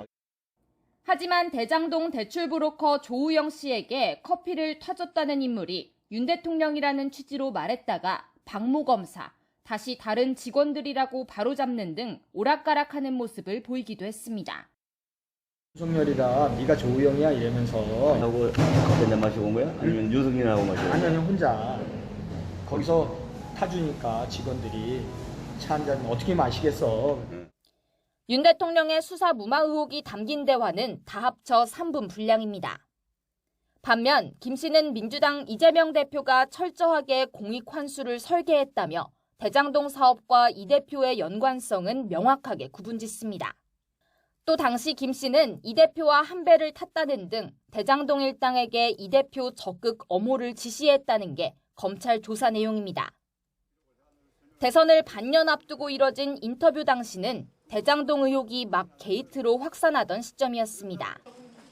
이 때문에 향후 검찰 수사가 확대되는 걸 막으려 자신에게 유리한 쪽으로 대화를 이끌었을 가능성을 배제할 수는 없는 겁니다. 6개월 만에 풀려난 김 씨는 검찰이 대선 개입 범죄로 강도 높은 수사를 예고한데 미리 차단막을 치기도 했습니다. 저는 그 당시에 구치소에 있었고 제가 그렇게 능력 있는 사람은 아닙니다. 결국 김 씨가 대선에 영향을 미칠 목적으로 대장동 의혹 초입부터 치밀하게 허위 인터뷰를 기획했는지는 검찰 특별수사팀 수사를 통해 가려내야 할 것으로 보입니다. 검찰은 또 문제의 커피를 타준 인물이 윤 대통령이라는 남욱 변호사의 전원 진술을 보도한 JTBC 보도 경위도 살펴보는 등 의혹 전반을 들여다볼 계획입니다. YTN 송재인입니다. 쌍방울 그룹의 대북 송금 의혹을 수사하고 있는 검찰이 더불어민주당 이재명 대표 측을 모레 불러서 조사하기로 한 가운데 이례적인 단식 조사에 대응 방안을 고심하고 있습니다. 검찰은 모레 출석하겠다는 이 대표 측 입장에 대한 공식 입장을 내진 않았지만 단식 열흘째를 맞게 될 이 대표의 건강 상태를 감안해 조사를 준비하고 있습니다. 검찰에선 이 대표 건강 문제로 충분한 조사 시간을 확보할 수 없을 거란 우려도 감지되는 가운데 혹시 모를 돌발 상황에 대처하기 위해서 의료진을 대기시키는 방안도 검토하고 있습니다. 이화영 전 경기도 평화부지사가 이재명 더불어민주당 대표에게 쌍방울 대북 송금 관련 보고를 했다고 검찰에 진술한 내용은 허위였다는 입장을 냈습니다. 이 전 부지사는 오늘 변호인을 통해 공개한 한쪽 분량의 자필 진술서에서 이화영과 경기도는 쌍방울의 김성태 전 회장 등에게 스마트팜 비용뿐만 아니라 이재명 지사의 방북 비용을 요청한 적이 결코 없다고 밝혔습니다. 이어서 당시 이재명 지사에게 어떠한 보고도 한 적이 없고 김성태 전 회장과 전화 연결을 해준 사실도 없다고 덧붙였습니다. 이 전 부지사는 앞서 대북 송금 사실을 이 대표에게 보고했다고 검찰에 진술한 이유에 대해서 김 전 회장 체포 이후 8개월 동안 검찰로부터 수사를 받는 과정에서 이재명 대표의 혐의를 인정하라는 집요한 압박을 받았다고 주장했습니다. 민주당이 최근 정치권의 금기어로도 여겨지는 대통령 탄핵을 시사하는 발언을 잇따라서 내놓고 있습니다. 국민의힘은 내란을 선동하지 말라고 강하게 비판했습니다. 손여정 기자입니다. 국무위원들이 참석한 대정부 질문에서 제1야당의 중진 의원은 공개적으로 대통령 탄핵 가능성을 꺼내 들었습니다. 탄핵 갈 수 있는 소지가 충분히 있다는 말씀 분명히 드립니다. 바로 이튿날엔 이재명 대표까지 탄핵을 시사하는 발언을 내놨습니다. 정말로 국민의 뜻에 국리민복에 반하는 행위를 하면 끌어내려야 하는 것인데 그게 민주주의라는 거죠. 당 차원에서 윤석열 정부의 실정을 부각하며 폭주를 멈추라는 경고도 빼놓지 않았는데 여당은 반격에 나섰습니다. 민주당과 이재명 대표가 당내 위기를 돌파하려고 내란을 선동하고 있다고 날을 세웠습니다. 민주당은 당내 위기를 돌파하고자 국민이 뽑은 대통령을 탄핵하겠다는 내란 선동의 작태를 중단하고 부디 이성을 회복해서 정부 여당의 민생 챙기기에 협력해 주실 것을 당부드립니다. 국민이 뽑은 대통령에 대한 탄핵 언급은 대선에 불복하겠다는 거라고 꼬집었습니다. 탄핵 시사는 지금까지의 대선 불복의 연장선에 있습니다. 이러한 발언부터가 대선 패배를 인정하지 않고 자신이 대통령이 되어야 했다는 오만한 아직에 사로잡혀 있다는 사실을 말해줍니다. 대통령 탄핵은 워낙 민감한 이슈인 만큼 정치권에선 금기어로 여겨지기도 합니다. 재적의원 과반수가 발의해 3분의 2 이상의 찬성이 필요한 만큼 요건도 까다로워 당장 추진될 가능성은 낮습니다. 야당으로서 경종을 울리는 강력한 투쟁을 전개해야 된다. 이런 인식은 보편적으로 다 갖고 있습니다만 탄핵에 관한 견해는 지금 소수의 의견일 뿐이고요. 다수는 좀 탄핵 국면으로 갈 상황은 아니다라고 판단하고 있습니다. 그런데도 탄핵이란 단어가 공방의 소재로 오르내리는 건 그만큼 여야 간 감정의 골이 깊다는 걸 방증한다는 분석이 많습니다. 대화와 타협보단 상대를 적대시하는 문화가 정치권을 지배하면서 소모적인 논쟁을 더욱 키우고 있다는 지적이 끊이지 않고 있습니다. YTN 손효정입니다. 중국에 거점을 두고 활동하던 보이스피싱 조직원들이 활동한 지 1년도 안 돼 일망타진됐습니다. 탈퇴를 시도했다는 이유로 폭행당해 크게 다친 조직원이 치료를 받기 위해 한국에 들어왔다가 경찰에 붙잡힌 게 결정타가 됐습니다. 강민경 기자입니다. 언뜻 가정집처럼 보이는 곳에 수사관들이 들이닥치고 컴퓨터가 한 대씩 설치된 작은 방에서 일하던 사람들이 하나둘 끌려 나옵니다. 중국 공안이 청도에 거점을 둔 보이스피싱 조직원들을 체포하는 장면입니다. 활동한 지 1년도 안 된 조직이 덜미를 잡힌 결정적인 이유는 동료였던 조직원 한 명을 무자비하게 때렸기 때문입니다. 지난 6월 상담원 역할을 맡았던 29살 A씨는 조직에서 나가려 한다는 이유로 다른 조직원들에게 둔기로 폭행당했습니다. 아킬레스건이 끊어진 A씨는 지난달 치료를 위해 한국에 들어왔다가 체포영장을 발부받아놨던 경찰에 붙잡혔습니다. A씨의 진술을 토대로 조직 사무실의 위치를 특정한 경찰은 중국 공안과 협조해 같은 달 24일 중국인 총책 1명을 포함한 조직원 13명을 현장에서 체포했습니다. 우리 경찰이 한국에서 붙잡은 조직원 3명을 포함하면 모두 16명이 일망타진됐습니다. 이번 사건의 경우에는 현재 범행 중인 범죄 조직이 특정이 되고 국제 공조를 통해서 일망타진이 되었다는데 그 수사에 의의가 있습니다. 이들에게 속아 돈을 잃은 사람은 68명, 피해 금액은 27억 원에 달합니다. 경찰은 조만간 중국 현지에서 검거된 한국인 피의자 10명에 대한 송환을 요청하고 범죄 수익금 환수를 위한 수사도 이어갈 계획입니다. YTN 강민경입니다. 민중미술가 이목상 씨가 강제추행 혐의로 1심에서 유죄 판결을 받은 가운데 임 씨의 작품들이 속속 철거되면서 임 씨의 작품을 소유한 다른 기관과 단체들도 고민에 빠졌습니다. 그 바탕에는 지탄받을 행위를 한 작가와 그 작가의 작품을 떼어놓고 볼 수 있느냐의 문제가 놓여 있는데 시민들은 과연 어떻게 생각할까요? 박정영 기자가 전해드립니다. 지난 4일 일본군 위안부 추모공원 기억의 터에서 미술가 이목상 씨의 조형물 대지의 눈과 세상의 배꼽이 철거됐습니다. 둘을 마지막으로 서울시립시설 곳곳에 흩어져 있던 임 씨의 작품 6점은 모두 사라졌습니다. 임 씨가 강제추행 혐의로 1심에서 유죄 판결을 받은 만큼 작품을 그대로 두는 건 공공미술의 취지에 어긋난다는 게 서울시 판단입니다. 하지만 정의기억연대 등은 임 씨의 범죄는 규탄하면서 작품 철거에는 반대했습니다. 조형물이 임 씨 개인의 창작물이라기보다 위안부 피해자들의 그림과 증언이 새겨진 집단 창작물이라는 논리입니다. 임 씨가 만든 공공조형물은 전국에 100여 점, 작품을 소유한 다른 곳들도 고민이 깊습니다. 그냥 두자니 이미지가 나빠질까 봐 부담스럽고 없애자니 철거 비용부터 대체 작품을 찾는 것까지 만만치 않기 때문입니다. 그래서 전태일재단은 임 씨가 제작한 서울 청계천 전태일 동상 종치 여부를 결정하기 위해 공론화위원회를 꾸렸고 서울 중랑구 녹색병원은 건물 외벽에 설치된 작품에서 임 씨 이름이 담긴 표지판을 우선 떼어냈습니다. 작가가 구설수에 오르며 작품도 덩달아 도마에 놓이는 건 어제 오늘 일이 아닙니다. 지난 2018년 성추행 의혹이 폭로된 고은 시인의 경우 작품 김용필을 새긴 비석이 경남 창원 3.15 국립묘지에서 철거됐습니다. 최근엔 대검찰청 앞 조형물 서 있는 눈이 논란의 중심에 섰습니다.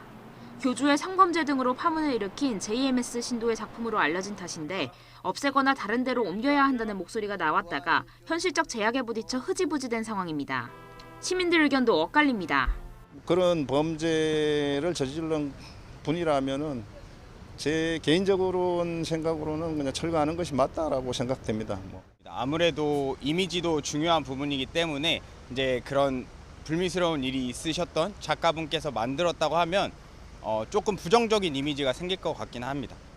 굳이 비용을 들여가지고 만든 동상인데 그것도 비용을 들여서 철거를 하는 게 그게 맞는 걸까라는 의문을 가지고 있고 작가와 작품을 따로 떼어볼 수 있을지를 놓고 해묵은 논쟁이 다시 한번 끌어오르는 가운데 철거냐 존치냐 작품들의 운명에도 관심이 모입니다.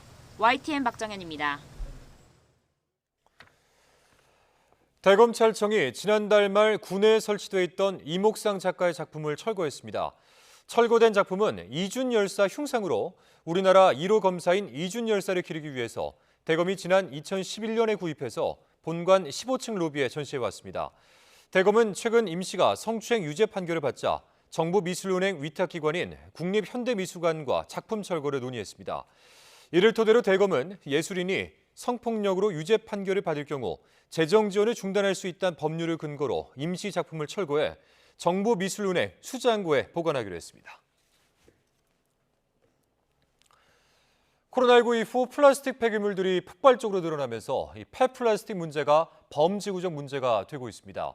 서울시는 폐플라스틱 발생량을 10% 줄이고 또 재활용률은 10%포인트 끌어올리는데 정책적 역량을 모으기로 했습니다. 김종균 기자입니다. 플라스틱 폐기물은 이제 도시의 생존을 위협하고 있습니다. 서울의 하루 폐플라스틱 발생량은 2014년 890톤에서 2021년 2,700톤으로 3배 이상 늘었습니다.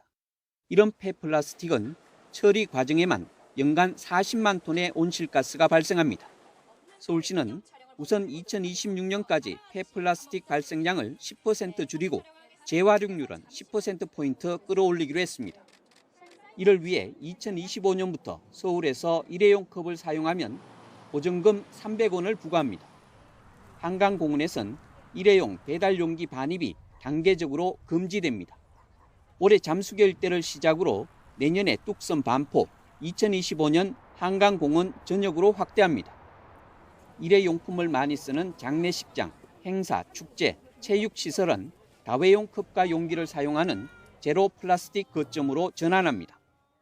지금도 잘해주고 계시지만 더욱더 적극적으로 동참해 주신다면 그러한 노력들이 모여서 기후위기에도 대응하고 지구를 살리는 데 큰 변화를 만들어낼 수 있을 것이라고 확신합니다. 재활용률을 높이기 위한 인프라도 확충합니다. 단독, 다세대 다가구 주택 밀집 지역에도 재활용 분리배출 거점을 2026년까지 2만 곳으로 늘립니다. 재활용 사각지대인 대학가, 원룸촌, 버스 정류장에는 분리배출함을 설치하여 도시경관을 깨끗하게 개선하고 분리배출률을 높여나가도록 하겠습니다. 폐기물을 자원으로 되돌리는 자원 선순환 구조도 만듭니다. 플라스틱 열분해 기술을 이용해 재생원료를 생산하는 도시 원유 사업을 본격 추진합니다. 하루에 폐플라스틱 230톤을 더 처리할 수 있는 기존 선별시설 처리 용량도 늘립니다. 아울러 서울시는 인공지능 선별 로봇 등을 확대 도입해 세계적인 순환경제 모범도시로 자리매김한다는 계획입니다. YTN 김준길입니다. 이상민 행정안전부 장관이 새만금 잼버리 대회가 부족한 점이 많았지만 잘 마무리했다고 평가했습니다. 이 장관은 오늘 세종청사에서 열린 기자간담회에서 이번 잼버리 대회와 관련해 자화자찬할 일은 아니지만 잘 마친 걸 인색하게 평가할 건 없지 않겠나. 마무리는 잘 된 것으로 평가한다라고 말했습니다. 미흡했던 점에 대한 질문에는 행안부가 더위 대책, 벌레 대책을 제대로 세웠는지를 봐야 한다면서도 안전 업무를 하는데 제약이 많았다고 설명했습니다. 더불어민주당 전라북도 지역 국회의원들은 정부의 새만금 SOC 예산 삭감은 전북을 잼버리 파행의 희생양으로 삼은 것이라고 강하게 반발하며 규탄의 의미로 삭발식을 진행했습니다.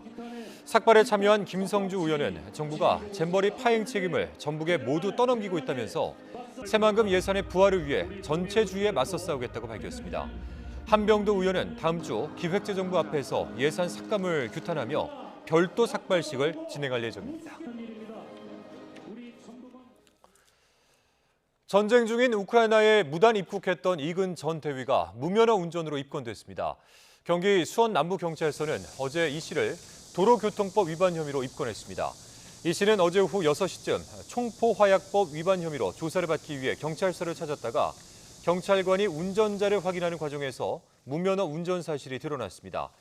이 씨는 지난해 7월 서울 시내에서 차를 운전하다가 오토바이와 사고를 낸 뒤 구호 조치 없이 현장을 떠난 혐의로 수사를 받아 현재 면허가 취소된 상태입니다. 은백색의 화구로 널리 알려진 김영근 화백이 오늘 새벽 2시 55분쯤에 노환으로 세상을 떠났습니다. 향년 93세인데요. 1930년 경남 통영에서 태어난 고인은 1970년 국전에서 관역으로 대통령상을 받는 등 여러 차례 수상했고 현재 세종대인 수도여자사범대 회화과 교수로 재직했습니다. 은백색을 배경으로 한 그림으로 은백색의 화가로 불렸고 여인과 꽃을 함께 그린 그림으로도 알려져 있습니다.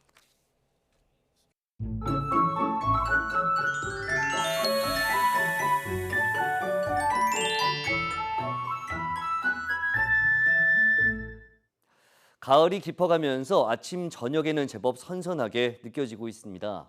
하지만 한낮에는 여전히 여름처럼 더운데요.